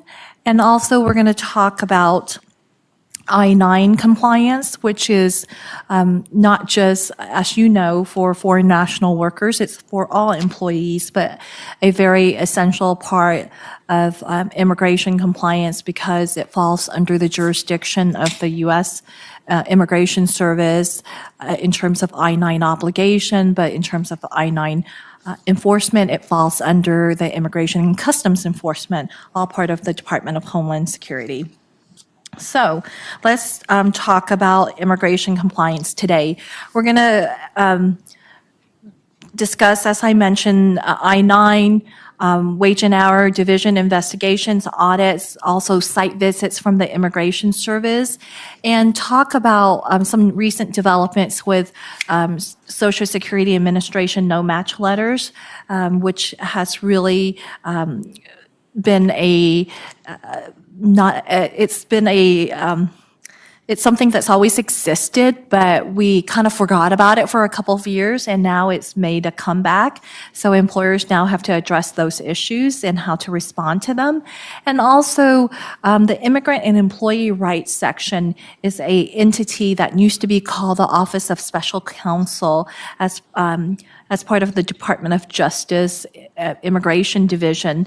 And what the IER does is it enforces or protects workers from national origin discrimination related to I-9 compliance or other types of actions by employers that may be considered discriminatory based on national origin. So those issues all come into play when employers are sponsoring foreign national workers for work authorization and ensuring that they comply with their I-9 obligations. So in the context of the current environment with enforcement strategies, what we've seen a lot in the last couple of years are more of those headline raids that we used to see under the Bush administration. So the way I really see immigration enforcement or I-9 compliance is with the Bush, it starts after 9/11. I mean, really our whole immigration history or recent history was based on what happened on 9/11. Before 9/11, we thought we were going to get immigration reform, comprehensive immigration reform, to see really real changes with our immigration system and address the needs of employers. But after 9/11, it was a new game, and it was also a new game for immigration enforcement in terms of I-9 enforcement and worksite raids. So with the Bush administration, we saw a lot of worksite raids. You heard the SWIFT raids, these headlines of ICE, Immigration Customs Enforcement, coming into work sites with AK-47. I mean, I had dairy farms where, you had military type of raids against them. And then under the Obama administration, we saw more of a focus on I-9 compliance. I remember it very vividly, July 4th, 2008, where the Obama administration issued about 4,000 notice of inspections regarding I-9 inspections, and we've never seen that before on that level, and that continued on until about 2012, actually. So under this current administration, we keep hearing a lot about border security and enforcement, but the number of I-9 investigations isn't at the same height as it was under the Obama administration in regards to I-9 investigations. So based on the concept of Buy American and Hire American, that's what we have to kind of think about when we're thinking about compliance for this administration. And what they want to do is really based on the policies that you've heard us discuss in the last couple of hours, is really focus on making it very difficult to hire foreign nationals in order to protect U.S. workers. So where you are hiring foreign national workers, the focus is then now on making sure that you as the employer comply with your obligations, comply with those requirements that will protect U.S. workers, such as the prevailing wage requirements for the H-1Bs and the H-2 petitions that are filed. And also to make sure that, the petitions that are being filed are in compliance with what the employer is representing to the Immigration Service. So we've seen a lot of actions regarding that. And the key things that we definitely continue to see is that employers have control over these issues. You as an employer have control over whether you're going to be fined or not in an I-9 investigation. And so what we hope to do today is kind of go over those key points and talk about some of the rights that you have as an employer, how you can prepare for these investigations, how we're going to respond to Social Security no match letters that you may be receiving. Matthew, you want to start? Sure. And talk about compliance. Sure. Thank you, Lon. As Lon mentioned, and as you've heard throughout all of the presentations today, there is this stricter scrutiny that began with the Baja executive order in 2017, and that's really trickled through every aspect, and it obviously impacts our discussion today about compliance. I believe Deborah may have raised this at last year's presentation, but I think it goes to show just how compliance and scrutiny is impacting every aspect of immigration. Last February, there was a change to the USCIS's mission statement, which made it very clear that compliance was going to be a key part of immigration. Before, it had really been about just kind of processing and welcoming immigrants, and the change in the mission statement was dramatic. So the previous mission statement said USCIS secures America's promise as a nation of immigrants by providing accurate and useful information to our customers, granting immigration and citizenship benefits, promoting an awareness and understanding of citizenship, and ensuring the integrity of our immigration system. The last piece there was really the only mention of scrutiny or compliance. The rest was about welcoming and customer service. The new mission statement, as of February 2018, read, USCIS administers the nation's lawful immigration system, safeguarding its integrity and promise by efficiently and fairly adjudicating requests for immigration benefits while protecting Americans, securing the homeland, and honoring our values. The values are not specified there, but based on the preceding, it's a little clear, just kind of the new impetus. Again, and again, this is not kind of these agencies, the Department of Labor and the Department of Justice, that historically have been charged with that. This is from the Customer Service Agency, USCIS, where we're applying for these benefits. So I say that only as backdrop to the discussion today. This is really permeating all the discussions leading up to this. Another key part is that this impacts all of you. You've heard a lot about visas today. You've heard about L's, and you've heard about E's, and you've heard about H's, and some of those may apply to some of you, some may not. This impacts everyone, whether you have immigrants or not at this time. And so all of these takeaways are things that you can implement immediately and going forward. In terms of I-9s, there has been a surge in I-9 audits. So as Lon mentioned, this isn't taking us back really to the Bush era where you had these big high-profile workplace raids like Postville and the Swift raids, but there has been this surge in audits, particularly against the previous administration. So you can see the numbers here are quite startling. So over the past year, the I-9 audits, worksite I-9 audits, administrative work-related arrests, and criminal work-related arrests have skyrocketed between 300 and 750% year over year.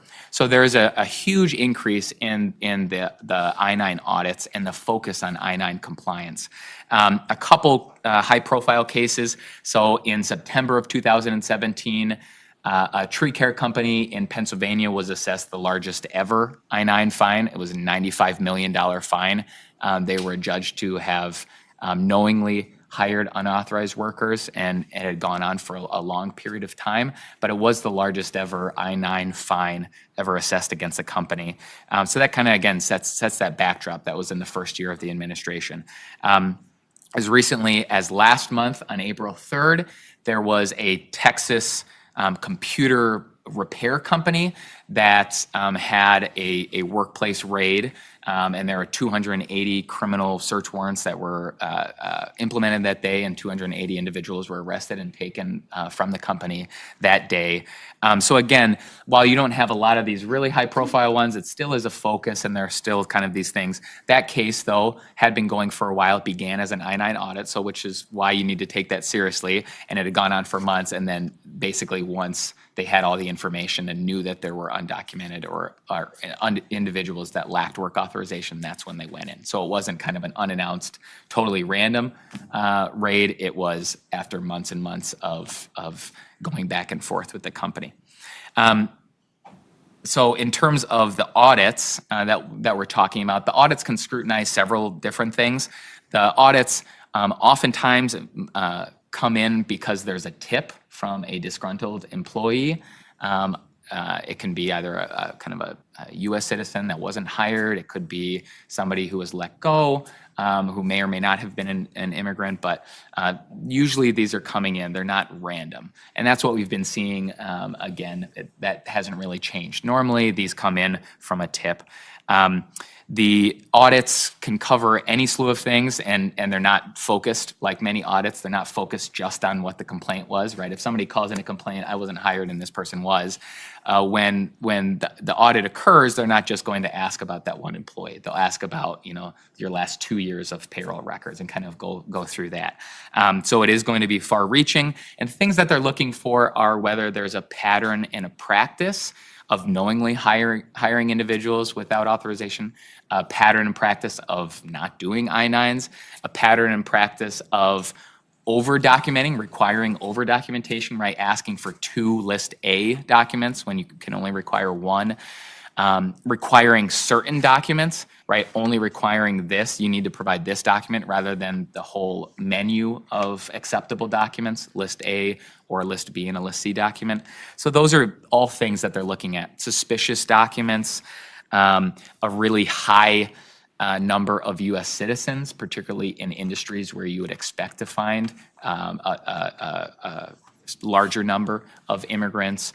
Those sorts of things are things that could tip them off, but also things that they would be interested in once they get in an audit. Another important thing is the penalties. The penalties have increased over the last year and a half. For paperwork violations, so kind of technical violations, the penalties can run from $220 to over $2,000. And then for knowingly hiring unauthorized or individuals unauthorized to work, it can range from $500 to almost $22,000. So these are big, and that's per violation, right? So you can see how it could add up to $95 million if you had a pattern practice, you knowingly did it, and it was for a large company. I say this only because it seems like such a simple 2-page form. It is easy to read, it is difficult to master, and there's lots of nuances, as all of you know, and so it is important to take those seriously and make sure that you're training your individuals who are administrating the I-9 process. Going back to those penalties, the penalties can be reduced or increased based on certain factors, including the size of the company, whether it was a good faith mistake, or if it was obviously an intentional mistake, the seriousness of the violation, whether individuals who were not authorized to work were working, and then the history of the company, if this had happened previously, maybe through another I-9 audit. So without delving into each of the sections of the I-9, we did want to touch on some key takeaways. I know I-9s can feel asinine and maybe even cyanine, but we will offer you quinine for your I-9 needs. So we got to keep it light here if we're going to be opening for the happy hour. So we have 9 takeaways for your I-9 section. The first takeaway is do them. Make sure that you're doing them, every employee, every time within the required amount of time. Section A needs to be completed on or before the first day, and the next 2 sections need to be completed within the first 3 days of employment. There's no exceptions. It needs to be done, so make sure you're doing them, and the people that have been charged with doing that, do them. Second takeaway, make sure you do them. So first, do them. Second, make sure you do them. The way to do that is to do routine internal audits. Make sure that they're getting done. Don't just assume that it's being done because some new people are showing up at the office and working. This is particularly important for maybe more decentralized employers. Say you have a centralized HR and you have many branches, or you have workers being hired offsite or doing temporary gigs. Make sure that those individuals are getting I-9'd as well. Again, it doesn't matter. They're not going to kind of look at it and say, well, it was only the people here at the main office. Oftentimes when they go in, they'll look for everything within the company. So do them, make sure you do them. Third takeaway, make sure you do them right. So make sure you have trainings for any individual doing the I-9 process. It doesn't necessarily need to be kind of the VP. It doesn't need to be someone in HR. It just needs to be someone who's been trained and gone through the process. But you need to make sure that you have faith in their process, in their understanding of the documents and what needs to be on the form. And then you can't just take it on faith. You need to have some protections in place. I'd recommend having ticklers to make sure that your re-verifications are happening when the documents that require re-verification expire. You need some sort of system to make sure that you're following up with those employees and that it's not just sitting in some drawer somewhere because it's going to be a nasty surprise if you get an audit, if you haven't looked at it since then. Fourth takeaway, correct mistakes. So again, that can only happen if you're looking at the documents and they're not sitting in some file drawer. It happens through internal audits. It could happen through an external audit, which we'd recommend periodically as well. The nice thing is once you've done that, then you've made all the corrections for all those previous I-9s, and then your subsequent internal audits or your subsequent audits. And when I say audits, I mean not external from USCIS or from ICE. I mean, external using counsel or internal to your company. You only have to do it from where you left off the last time if you've already made those corrections and gotten a second set of eyes on those to make sure that they're correct. Fifth takeaway is retain copies of supporting documents. And I know some of you may have heard different things on this. Our recommendation is to always retain copies of the supporting documents for the I-9. There had been some differences of opinion, but in our experience, there have not been issues with discrepancies between the documents and the I-9s, right? You're not going to be assessed a fine because there's a discrepancy between the two. On the upside, you can make changes if you have the document. If you don't have the document and the employee's left, you're up the creek. And so it's much more helpful if you have that, you've retained that document. Even if the I-9 is wrong, at least you can change it. If you don't have the document and it's wrong, you're stuck with it. Yeah. You can't just guess. You need to actually look at the document to make those changes.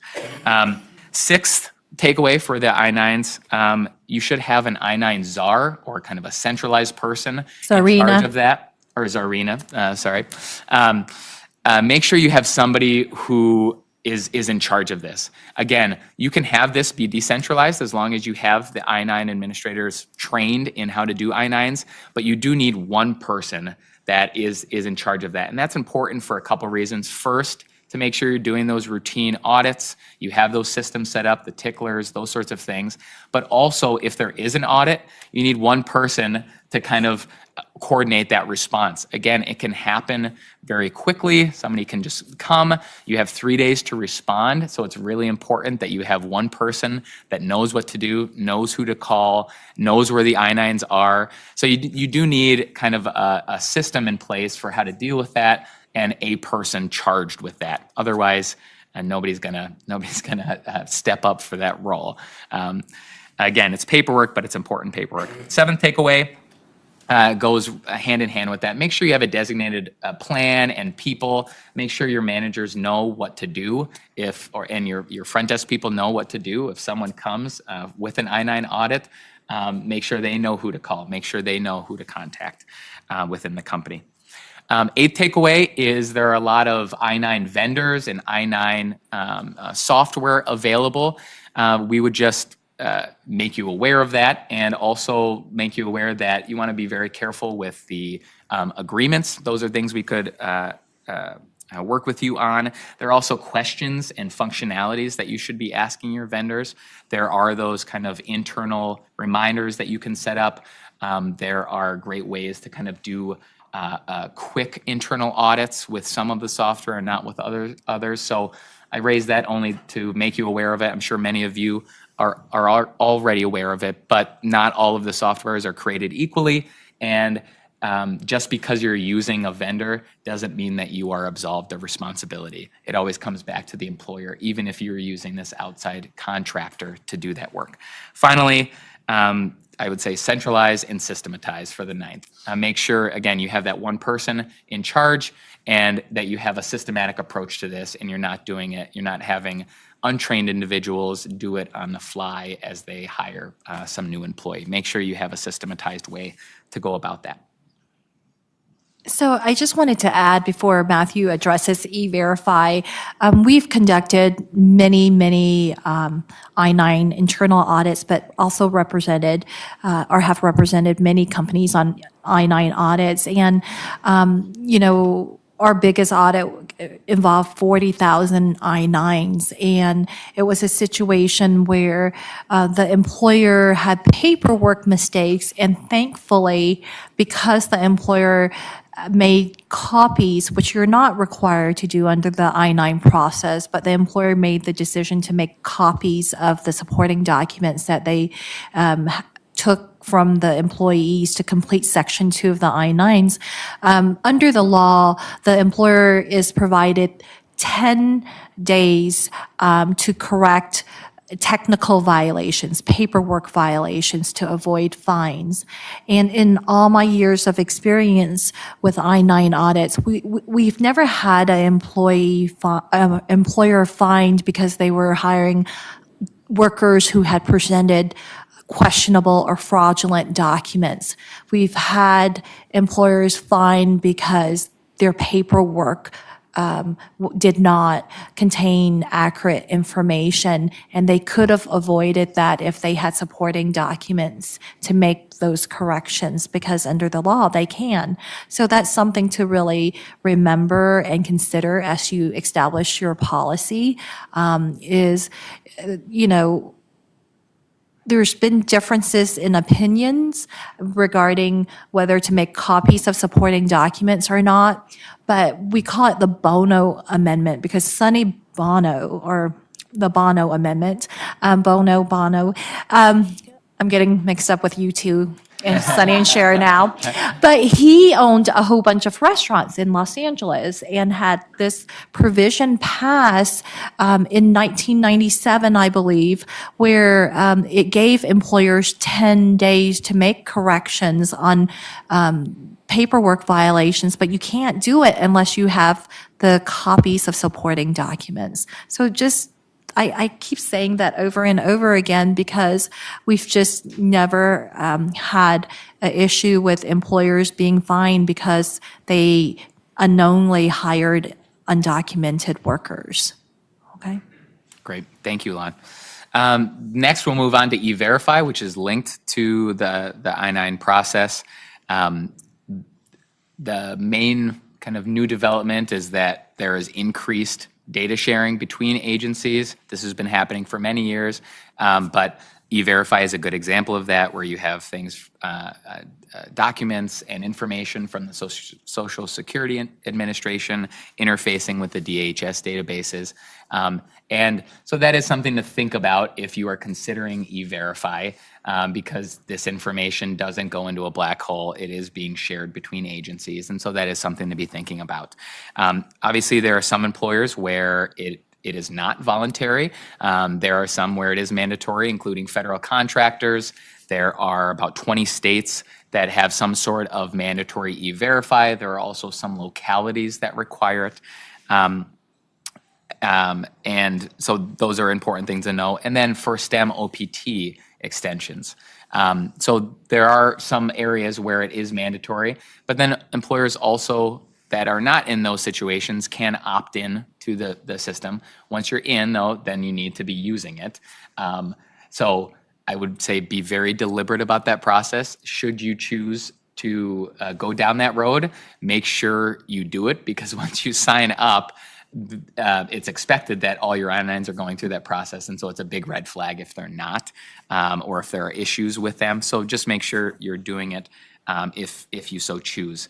Right now, about 13.5% of employers in the U.S. use I-9. Most of these are larger employers, and one issue that has been decreasing over the years, but is still somewhat significant, is just the number of errors. Again, really, it's just matching numbers from the Social Security Administration with numbers inputted by humans in the E-Verify system.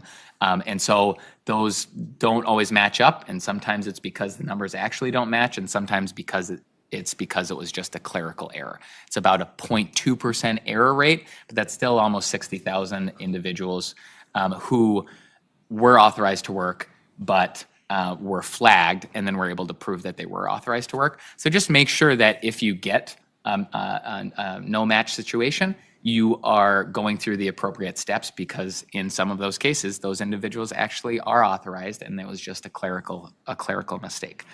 So that's important to note for E-Verify.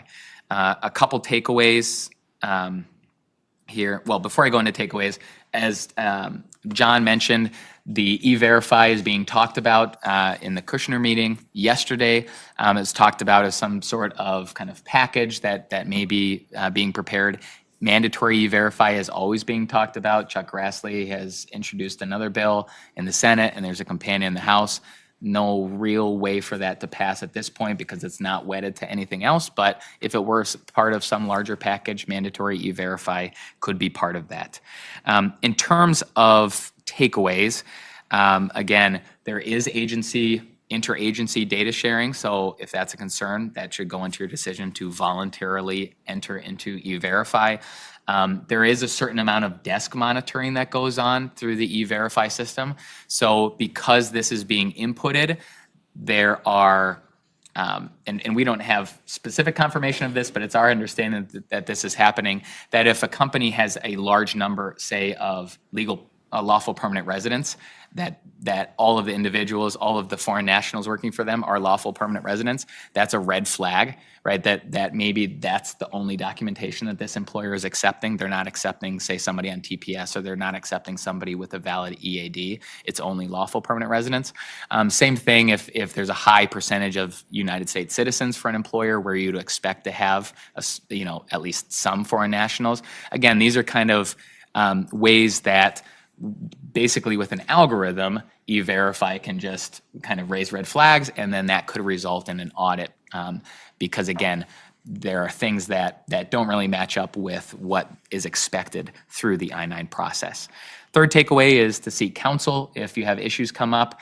And the fourth is related to that. E-Verify has pretty good customer service, so feel free to reach out to us, and then you can work with them to remedy any mistakes or errors in the input. Right, E-Verify won the Best Customer Service Award, and they deserved it, actually. They do have a great website for customer service out of all of the Department of Homeland Security, So we touched on the fewer mismatches, but again, just know that it is a thing. Make sure you go through the proper channels if there are mismatches. So that segues into Social Security no matches, right? So how many of you are familiar with Social Security no match letters? All right, I see a couple of hands, and in the last 2 weeks, we've gotten tons of phone calls from employers and clients regarding the Social Security no match letters that they started receiving. And the reason is because the Social Security Administration just started or resumed sending out Social Security no match letters to employers as of March 2019. These letters, if you're not familiar with them, essentially informs the employer that the employer has submitted records to the Social Security Administration through wage reporting records to the IRS that do not match Social Security Administration records. And what's different about this letter compared to the no match letters in the past is in this letter, it instructs the employer to go to sign up for business services online, which is a site on the Social Security Administration's website that provides resources, and it directs you to register with the BSO in order to pull up your records to see which of your records have resulted in a no match with Social Security data. So it's very different because in prior Social Security no match letters, the letter would list out the names of the employees and parts of the Social Security number that did not match the Social Security Administration. But under this new process, you go online to register with the BSO, and you pull up that information. So it's made some employers very nervous in terms of what does it mean that I'm registering with the Social Security Administration? You know, they're going to know who I am and know how to find me now. Is there some kind of, you know, is there a game to this, or are they using this information for a reason? And I'm just going to be optimistic right now about it and interpret that the Social Security Administration has gotten very sophisticated in terms of the impact these letters make on employers, and they've outlined specific steps that you should take in order to address these no matches. But first thing that we want to remind you all in terms of the Social Security no match letter is do not jump to conclusion when you receive a letter. It doesn't mean that those individuals that are listed in those unmatched records, it does not mean that they are not authorized to work, and you should not take any type of action that may result in termination without seeking counsel first and going through the guidance established by the Social Security Administration. And I have to applaud the Social Security Administration for actually providing specific guidance, because it provides you a link in the letter where you can go in and it tells you exactly what you need to do. And it states specifically, once you've signed up with the Business Services online program or service, you can retrieve the employer report status that I mentioned. And then it talks about how you need to look at your records to ensure that your records match up with what the Social Security Administration has, to ensure that there was not any type of typographical error, or there were numbers that were transposed, and that's why there's been the no match. Then the next step is, if you find that your information that you have matches what the Social Security Administration has, the next step is, they say, contact your employees to have them resolve this issue. And this is where I would say stop. Okay? Some employers are very concerned about what that would mean if they contact their employees. And they want to understand what the possible consequences may be if they contact their employees to inquire about to inform them that the Social Security Administration has informed the employer of this mismatch. And every case is fact specific. And what we recommend is that you contact legal counsel to talk about how you want to follow up on this. And the reason there are concerns as to how you follow up with the employees who are listed on this list is to understand what the possible consequences are on your workforce, depending on the acts that you take. And that is where it gets very cloudy. And the reason it gets cloudy is this. The intersection with the Social Security Administration no match letter and I-9 audits. Why do we care about how we respond to the Social Security no match letter as it pertains to I-9 audits? Because in any I-9 audit, you will receive a notice of inspection which will ask specifically, what have you received a no match letter? And if you've received a no match letter, how did you respond to it? And depending on how you respond to that question may indicate whether you've taken good faith efforts to follow up on cases where there may have been constructive knowledge that these individuals were not authorized to work as related to the Social Security no match letter. And this is where it gets very, like I said, cloudy and very confusing for some employers. I should have moved on to the next one.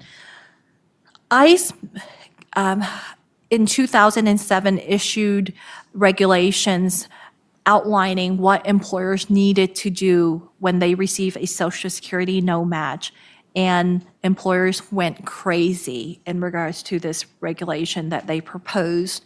There was litigation, and the regulations were never implemented. But what I'm seeing here with the response to the current Social Security no match letter is that there are differences in opinion, I think, among immigration attorneys as to how we should follow up with this. And some counsel are outlining steps pursuant to the regulations that were issued in 2007. And we have not gone that far, and actually, you will be receiving as part of your material a alert or really guidance from us as to what we recommend you do when you receive a Social Security no match letter. And as I stated, it's just it's facts specific depending on your situation. The Social Security no match letter in itself is not constructive knowledge.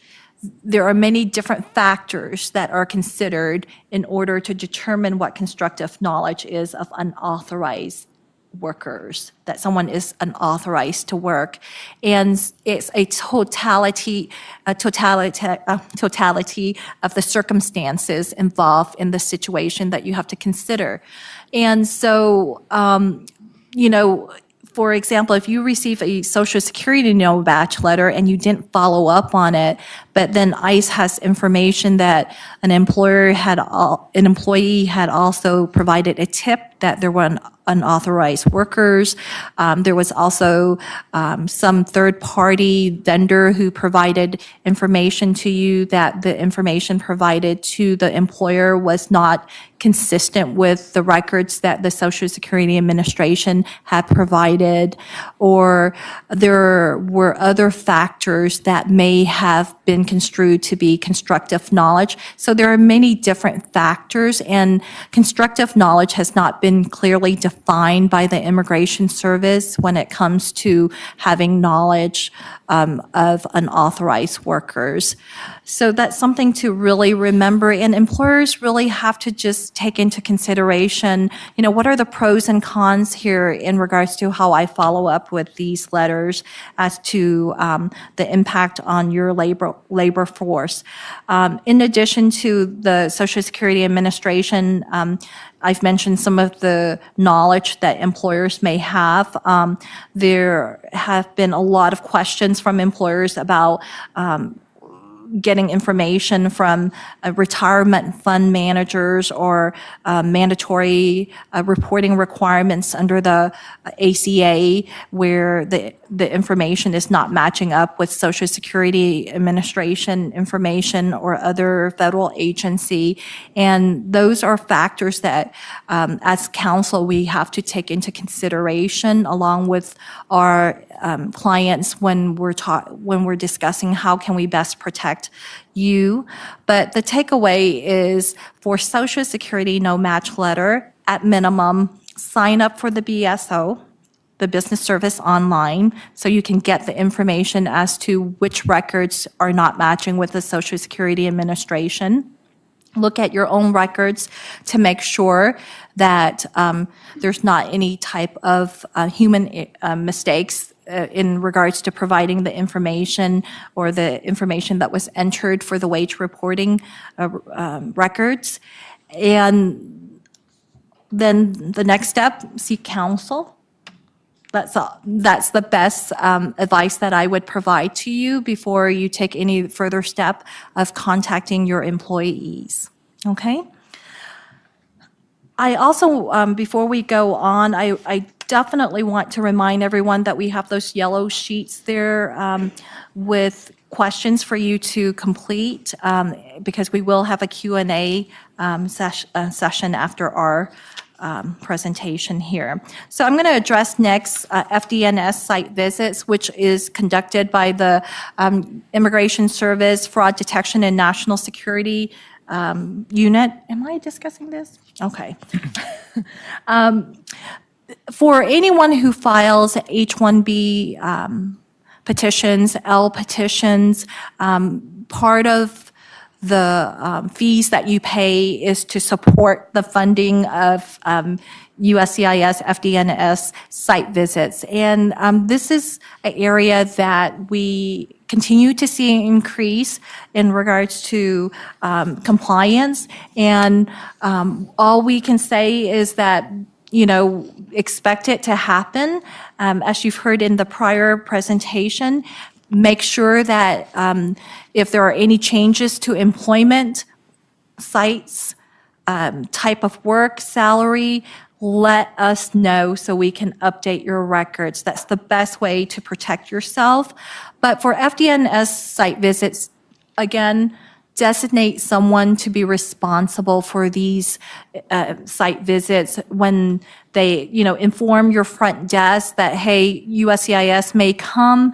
If they do come, who is the person they should meet with? That person should be trained to know exactly where all the petitions are and be responsible for communicating with the Immigration Service, FDNS agents. They're usually contract workers too, so it's really important to understand that you want to cooperate. You definitely have the right to call legal counsel. In some circumstances, you may not need legal counsel if you're prepared to meet with these investigators. If you're not prepared, then you should contact legal counsel to help you through the process. Just to give you some insights, recently the Immigration Service hired the branch chief of the Wage and Hour Division to help or to work in FDNS. So we believe that some of the training that the FDNS officers are receiving are by individuals who have experience with Wage and Hour Division investigations. And it's all tied in, again, to making sure that you're paying the wages that you're reporting.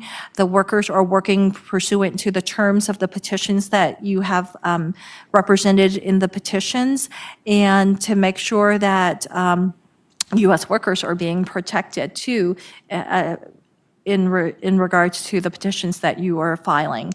So FDNS site visits continue, and we definitely expect to see an increase in them, especially also it's also spread out to H-2 petitions, which are temporary agricultural or non-agricultural workers, H-2 workers. There are now, the FDNS officers are now conducting site visits for H-2A and H-2B employers, which really didn't exist before. So that's something to remember too. Matthew, you're going to talk about Wage and Hour Division investigation now.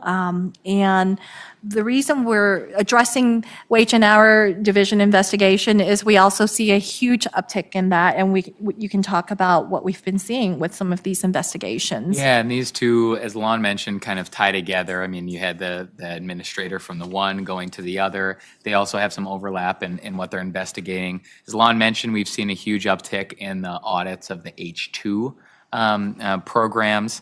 In terms of H-1B LCA public access folders and H-1B audits, under the regulations, there are 4 ways that those can be initiated. The first, and by far the most likely, is an aggrieved party complaint. So somebody within the organization makes a complaint, and that triggers an audit. The other ways it can be triggered is by a credible source investigation, a secretary certified investigation, or a random investigation of a willful violator. So somebody who, you all are familiar with the forms, you have to mark if you're a willful violator. It's rare, but if you were in that case, you could be randomly audited in the future. In terms of the breakdown, about 80% of these are based on an employee complaint. So again, similar to the I-9s, similar to all the things we're talking about. Normally, that's where this would come from. About 10% from kind of the secretary certified or a consulate kind of noticing fraudulent documents coming through and going to a certain employer, and then about 10% the random. So again, by far, the majority of these are coming from complaints from employees. Again, you need to maintain the audit files. We kind of drill this into you and provide you that information, but you need to retain it for the at least 1 year after somebody stops working on that LCA, or 1 year beyond the expiration of the LCA. So again, If an audit occurs, they're going to be looking at that entire period of employees. So essentially as far back as 4 years for that situation. In terms of the H-2s, Lon, maybe you could talk about kind of our recent experience with that and the significant uptick of the H-2 audits. So we just met with the Wage and Hour Division in Washington, D.C., and talked about, what's going on here with Wage and Hour Division investigations. And they were very clear that there's an increase in investigations, and they're very much focused on maintaining their scrutiny of H-2 employers, specifically H-2B and H-2A, which is ironic because, as you heard earlier, the H-2 fill or the H-2B fill or area is one where we've seen some progress just because of many pains that we've also experienced with not having enough visa numbers. But Congress has moved to issue additional numbers to the H-2B industry or employers compared to H-1B employers where, we're desperate to also get increased visa numbers, but we haven't seen any movement in Congress regarding it. So hand in hand with that is that the Wage and Hour Division is also increasing the number of investigations that it's conducting with H-2B matters and also H-2A matters. And I think the key points to remember in any Wage and Hour Division investigation is it's not just limited to the immigration petitions that are being that were filed. It's not just about the H-1B petition that was filed or and the terms of the H-1B or the H-2B petitions that were filed. They're also looking at many different areas because Wage and Hour Division has broader authority in regards to enforcement. And Matthew, you want to talk about that? Yeah, they're not just looking at housing and kind of the compliance with the H-2 program. Because it's part of the Department of Labor, they're also very interested in work conditions. They're also very interested in wage and hour issues, right? So that the wages that are required to be paid are being paid, that everything is that the individuals are receiving the necessary documentation about their pay, so paychecks with the itemized materials required. So that kind of leads to the takeaways. The first takeaway is you should call counsel as soon as possible if this happens. Again, it's not going to be limited to that employee's complaint. They're not just going to come in and audit one employee's H-1B file. When they get in, they'll ask for all the audit files within the required retention period. And then they're also going to be looking, if they do an H-2, they're not just going to be looking at the H-2 program itself. They're going to be looking broader at the wage and hour issues that might come up. So one of the great things about working at Fredrikson is that we have a great employment team as well, and so oftentimes we'll work hand in hand with them because this kind of walks both sides of the aisle. It's not just an immigration issue, it's paired with employment, and we have a great employment team that also does litigation and does this solely in the employment context as well. So it's important to get us involved early should that happen so that you can make sure it's contained and that you have good responses. A second takeaway is that you have rights throughout this process. Contact us so we can make sure you know those rights before you engage in a back and forth. Sometimes we don't hear from a client until they've gone back and forth with several rounds of document productions to the Department of Labor, and then they hear about the issues from the investigator, and it's like, well, we would have worked with you. You didn't need to produce half of these documents, and now they're really interested in this part of your company because you just provided everything, not what they requested. So we'll work with you on that. So you have rights, and then the third one is that you should have a plan. Yeah. And that's something you can begin now as well. Again, probably the biggest thing is that you have a system for maintaining these audit files, work with us to do that, but you also need some way of organizing them internally, and you need a point person. Again, with all of these audits, it's important to have somebody that's in charge of it, knows what to do should an audit occur. So just to give you some insight with Wage and Hour Division investigations, They don't have to send you a letter saying, hey, we're going to come and talk to you. They can just show up at your work site and start interviewing your employees, and they have the right to do that.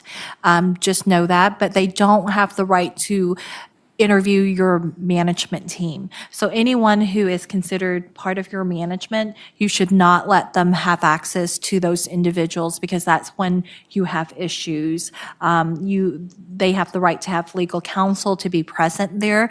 But the reason they make these surprise visits is because they want to really go to the work site and see what is happening there and interview those employees. So there's no obligation to give notice when they show up at your work site.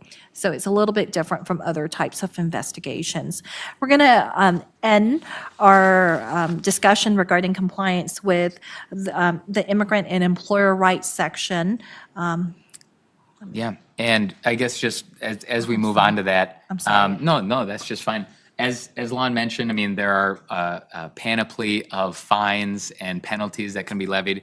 One of the most important is that if you do have federal contracts, this can initiate debarment, the debarment process, and that's really messy and could preclude you from your company from working on any federal contracts for a determined period of time. So it's really important. That oftentimes far overshadows any of the potential fines you could get. There are potential back wages, there are civil monetary penalties, there are a whole menu of options that the investigator has. But if your business relies on federal contracts and you are no longer a federal contractor, that's probably the end of the business. So there's kind of a whole process with the debarment, but you don't want to go down that road. But it is something to know about. One final thing on the wage and hour division investigations. There have been recent changes to the LCA, as you heard earlier. There's this increased look at secondary work sites, and so this is something we expect as well. We've seen it in the Department of Labor with kind of a very broad definition of employer having joint employer issues. So we expect the same thing in the wage and hour context, where an investigation occurs at the secondary work site, right? Maybe not just at that primary, but at that secondary work site. So we haven't really seen it come up, but it seems like it's on the horizon and coming towards us. The final piece, as Lon mentioned, is the immigrant and employee rights section. Just a couple key things.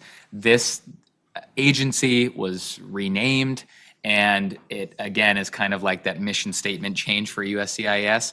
Now the agency is really charged with protecting American workers against discrimination, so preference for foreign nationals.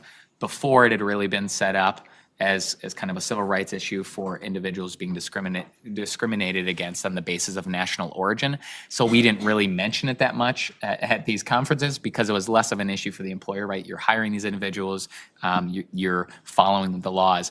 That has changed, and so now it is more of an immigration issue because they're looking to protect American workers.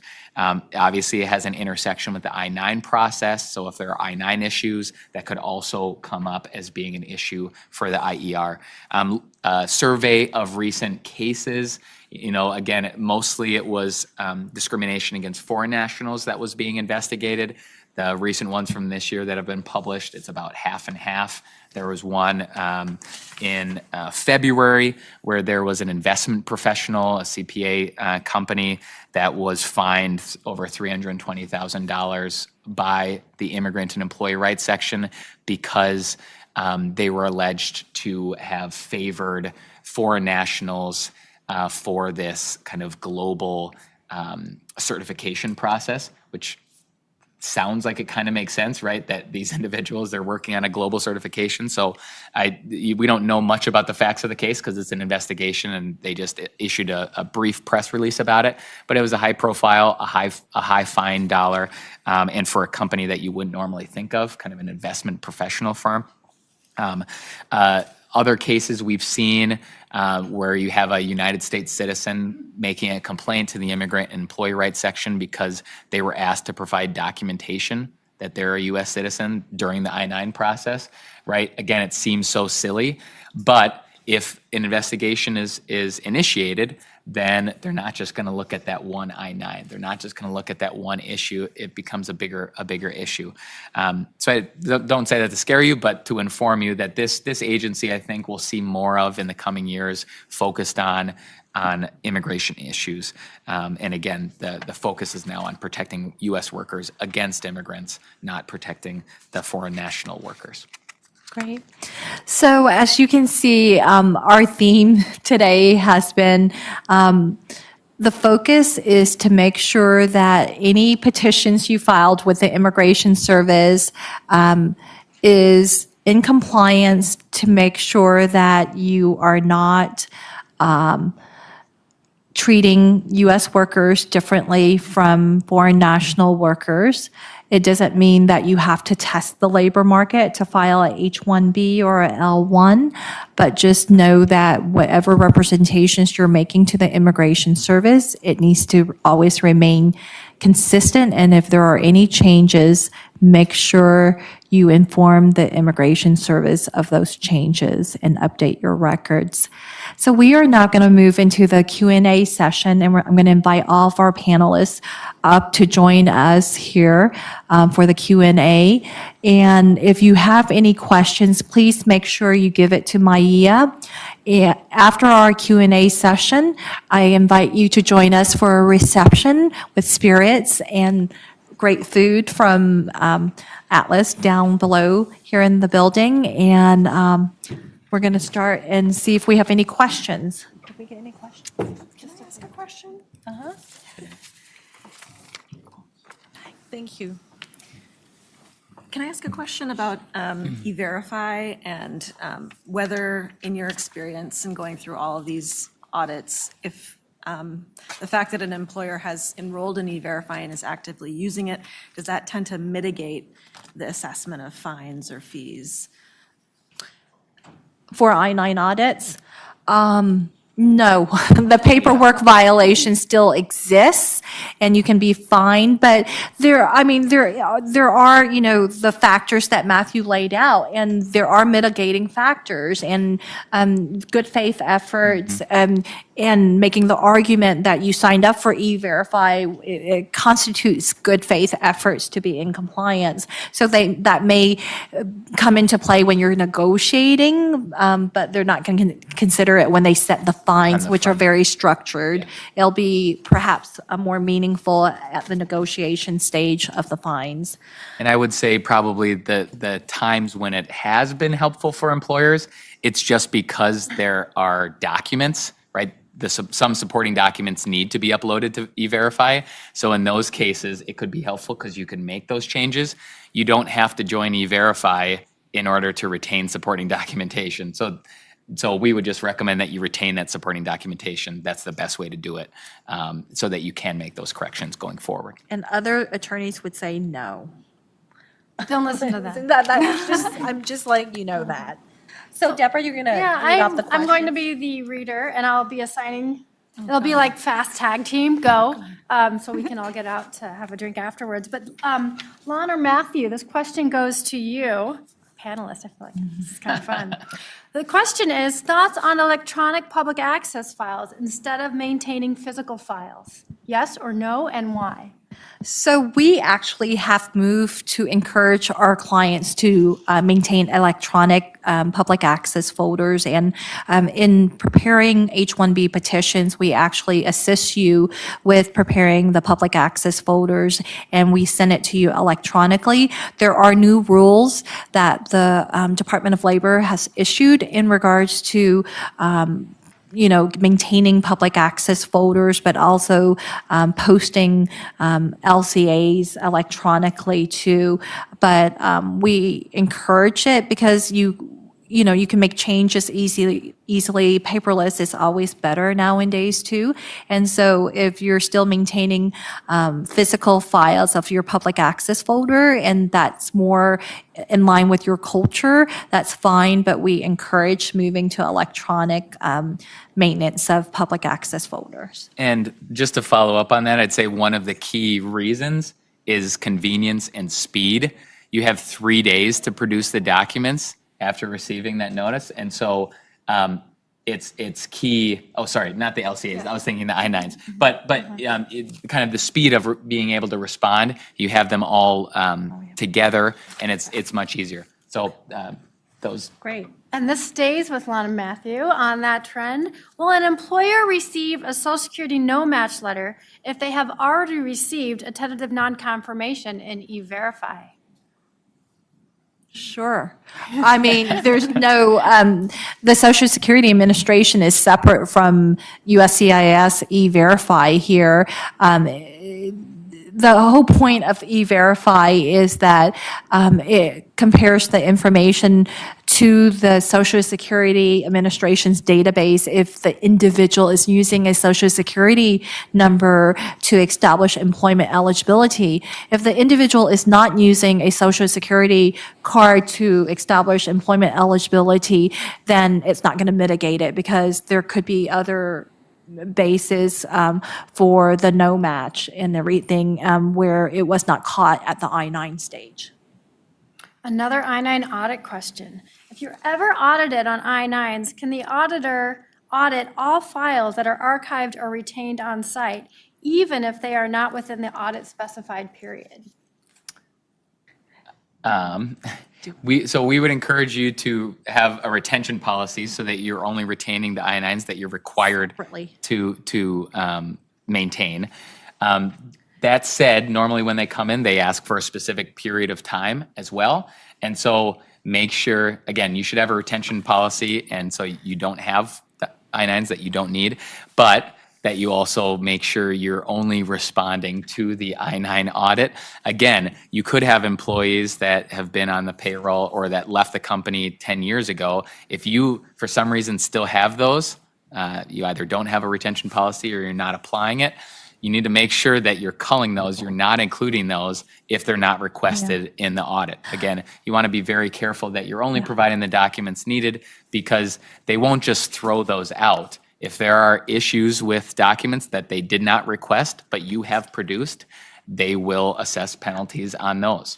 And that is why we also advise that you should maintain your I-9 separate from your personnel files. So I think that's what this question is also getting to, is that you do not want to give ICE documents that are not within its jurisdiction. And if you're trying to pull hundreds of I-9s or, records and they're in personnel file, you may be giving them more than you need to. So keep your I-9 records separate from personnel records. So if there is an audit, you have your I-9 records. In terms of copies of supporting documents, that only includes copies of the documents that an employee presented to you in order for you to fill out Section 2 of the I-9s. And those are the only documents that should be attached to the I-9 if you do keep copies of supporting documents. You don't want to be accused of document abuse also, which is where you maintain more documents than is required under the law. So keep your I-9 records separate from your personnel records.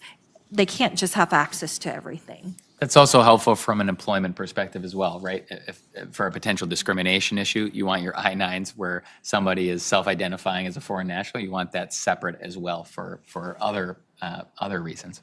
So the I-9 panel should have gone on even longer because I have two more I-9 questions. Okay, so what is the best way to handle a situation where we audit our own I-9s and find out that we're missing a couple? Do we obtain the documents now with a note explaining what we're doing? Yes, so we would recommend you contact us and then you go forward with kind of a written plan, right? You do not want to just randomly ask individuals to come in and complete an I-9. You want to do it as part of a deliberate process, right? We've done this audit, we've identified 80 individuals for whom we do not have I-9s on record, and then you get I-9s from all of those individuals as part of one move, essentially, one project, rather than just one-off asking people. Again, it cuts down on potential discrimination claims because you're doing it as part of an audit process. But yes, you should do that. Make sure you're marking the corrections correctly, you're initialing them and dating them. But as Lon and I mentioned, if those are corrected, that usually staves off penalties if you've timely corrected those. Really interested in I-9s that haven't been completed or that have not been corrected or that cannot be corrected. Okay, and the final I-9 question, which I will say I get this question a lot.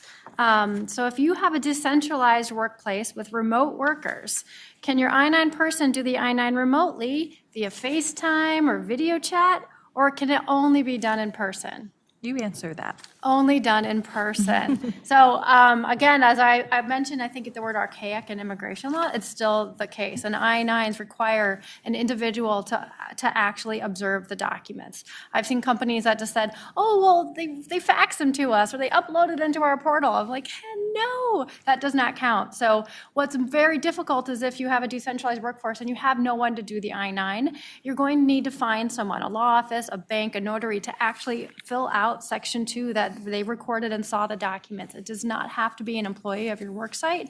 You're liable for what they record and their visualization that they believe that's a non-fraudulent document, but that's your obligation. So you can't use modern technology to fill out an I-9, even though they have electronic I-9s that you can use for completion, not the actual observation of the documents. And even though you can maintain them electronically, but on the front end, you have to actually physically inspect the document. Correct. June, I have a question for you. This is a question that says, what happens to employers that moves or change their phone numbers and are now unreachable? How do you update that with immigration? I'm asking you because that's a good question. Employers who, The employer has moved or changed its phone number. and who is trying to reach the employer? Immigration. Oh, interesting. So if you maintain a foreign national work, you have employees on your payroll who are foreign nationals, you at some point will need to, well, either you have pending applications. In those cases, we recommend, updating your contact information, right? Because the Immigration Service is going to contact you either to mail you notices, or there might be cases where they, especially when you're dealing with consulates, they might actually need to call you to verify certain visa application information. So it's very important when you move and you change phone numbers, update the Immigration Service of that change. Other cases, when you file an extension application or renewals, that's when you submit your new information so that the Immigration Service will have that on file. I hope that answered your It question. did, and I will say it's extremely difficult to update your information with the Immigration Service. So unlike foreign nationals where they can they have a mandatory obligation to constantly tell immigration of their address through an AR-11, there is no online portal for an employer to do so. So you have to literally resort to snail mail and hope it matches up with your file and your profile. So it's not as easy as one would think. So. This is a question for you, Jenny. For the H-1B employer's electronic registration that you mentioned will happen in the future, what is the purpose of it? I feel like a Passover question. Well, what's the purpose of this? Asked the, sorry, it's a reference for me. What information does it provide to USCIS? Okay, so the Immigration Service has a webpage dedicated to this employer registration component. And the purpose, according to the website, is to reduce overall costs for petitioners and to create a more efficient, cost-effective H-1B CAP petition process for USCIS and petitioners. I read between the lines and think it has something to do with reducing their overall caseload and workload. They're getting 200,000 plus cases filed on April 1st, and they've got to process those cases in one way, shape, or form, even if it just means that they have to attach a blue notice on top of the petition and return it. So that is a costly process. It's a time-consuming process. So I think the intention is to reduce some of that work on the back end of things once the case gets to USCIS. I'm a little bit more skeptical about the reduction of work and costs on the other side of things for the petitioner.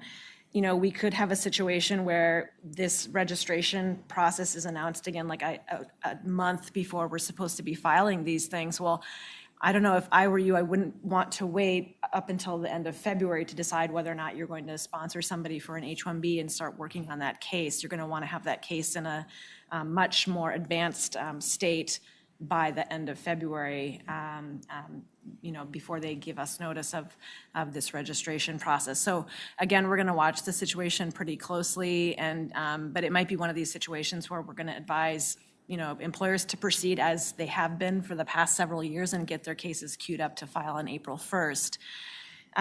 In terms of, what we can expect, what kind of information we'll be feeding the government, I would sort of anticipate, at least company name, FEIN, number of workers in the particular job that you want to obtain an H-1B for. I'm not sure whether or not we would have to give over names of employees. It's sort of, we're not really sure what it's going to look like, but probably enough to give the agency an ability to kind of hold a slot for that particular employer and for that particular job. I wish we knew more. Another H-1B question. Do you advise your clients to post the LCA electronically or hard copy in 2 conspicuous places in the workplace? There seems to be many drawbacks to doing it electronically. I think we generally recommend a physical posting at the employee's place of work. So two locations at the place of employment for 10 days. Electronic, I haven't actually done that. I think there are employers that are moving to that, and sometimes if you've got a very, very big employer with, a big H-1B workforce, employers will elect to use that, but I have not personally done that. I have done it in cases where we have multiple work sites with the same employer, and instead of having to physically post 10 different LCAs, we file electronically that all work sites would have access to, and that's much simpler. Yeah. And there is a move towards it. DOL just issued guidance specifically to address this issue of electronic LCA posting because we in the Wage and Hour Division was actually it was part of the conversation we had with the Wage and Hour Division when we met with it as to, what constitutes the appropriate posting. Because, when you post electronically, how does someone know where to click on to find that electronic posting? And so the guidance is you have to make it apparent and everything. And so, in terms of LCA electronic posting, I think it's a good idea for situations where it would help with, with the resources that you have and everything, but just make sure it's apparent so it's easily, employees can easily find the posting if they're looking for it. You don't want to be in a situation where Wage and Hours is thinking that you're trying to hide the posting if you're ever investigated. Yeah, no broken links if you do that. Yeah. Question. I feel like the DOL is going to go towards the electronic posting, because in our company, we do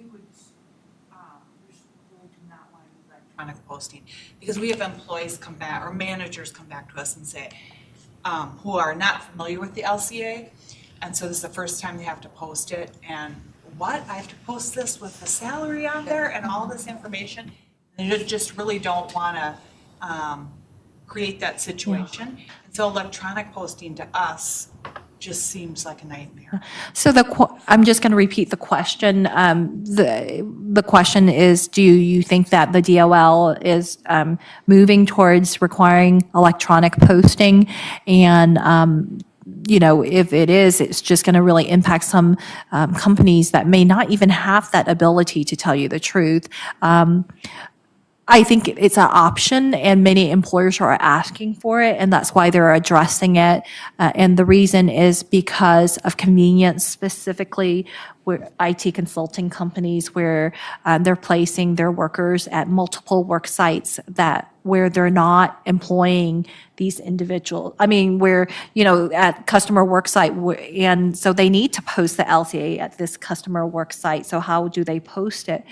Some customers may want them to do it electronically, or because they have to inform their customer employees of the fact that the H-1B worker is present. So I think they're always going to give an option. The government is very sensitive to employers and small businesses who may not have the ability to do things electronically. Well, and this relates to the F1 discussion and STEM students. This person just wants to double check. always good. The 983 is only required for the additional 2 STEM OPT, I think they mean the 2-year STEM OPT, and not an initial F1 OPT student. Is that correct? Correct. Very easy. This one's for me because I mentioned dentists. And so somebody asked, see, dentists are fascinating. I understand that dentists don't qualify for STEM OPT. Why is that? We love our dentists. Is there a possibility that dentists would ever qualify for STEM OPT? It does seem a bit strange, but it's science, technology, engineering, math, and somehow dentistry is not science, but neither is medicine. So ICE actually has under SEVIS, there is a published list of all eligible STEM occupations. It's quite extensive actually, and it's done by a code. And if you look on the I-20, it'll have the code listed, and that's how you know if the individual qualifies. And a lot of universities are thoughtful, and I've seen a lot of departments expand their SOC code for foreign students to include a lot of different avenues. I will say, I think it was creative, but I have done a STEM OPT for a dentist because they had a bachelor's degree in a STEM field and had never used their 2-year STEM, and we were able to show a training plan that was related to their bachelor's degree for use in their dentistry when they didn't make it in the initial H-1B cap until we got an H-1B. So you can find ways to still allow that to happen but they must still have a qualifying degree. H-2As, Lon, I'll direct this over to you. If an H-2A worker has a medical emergency when they enter the U.S., will this affect the renewal, and will the petitioner be liable for medical bills? Ooh, that's a hard one. So if the H-2A worker has a medical emergency when they enter, will this affect the renewal? I'm not quite sure what that means. The individual can go back home if they want to, if they can't perform the duties that they're required to.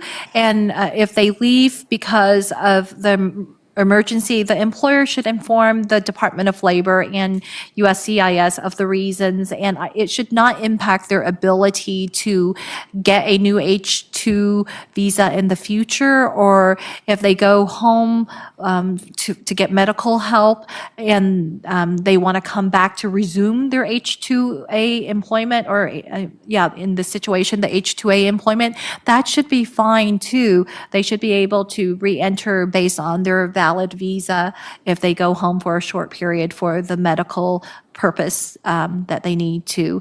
Will the petitioner be liable for medical bills? This is outside our wheelhouse, to tell you the truth. There has been discussion about whether H-2 workers are covered under the ACA, and it really depends on the time period of their employment and their relationship with the employer, and how they are counted as full-time employees or not. So I would, whether they're responsible for the medical bills, I would defer to a benefits attorney to advise us on this issue. There's nothing in the law that requires H-2A employers to cover medical bills for under the immigration laws, but the ACA is a different beast. And if anyone has any questions that they didn't write down but are brave enough to raise their hands, we're happy to take them now. Yes? For re-verification, so when a foreign national renews their H-1B, can they submit their documentation electronically to have their I-9 re-verified? So re-verification, you're talking about a situation, for example, where a H-1B worker has renewed their H-1B petition with the employer. Do they have to appear in person to show the I-94 record? Because their identity has already been established, what you're re-verifying is their employment eligibility, and so they don't need to appear in front of you. In many situations, when we're working with clients, we'll send the extension approvals with the new I-94 record to the employee to conduct the re-verification before they give it to the employee. Give it to the employer before we send it to the employer to re-verify before they send it to the employee for their records, because you're only establishing employment eligibility right now. Isn't that selecting a document for them, though? It is, but you can, you can definitely give it to them and they can decide to give you something else, but Yeah. for a H-1B employee, there's not going to be any other document but the I-94 record. And so in those circumstances, that's really what happens. But yes, you should never tell them what to present to you in an I-9 process. They get to choose what they present from the list of acceptable documents. Any other questions? All right, thank you so much for joining us today.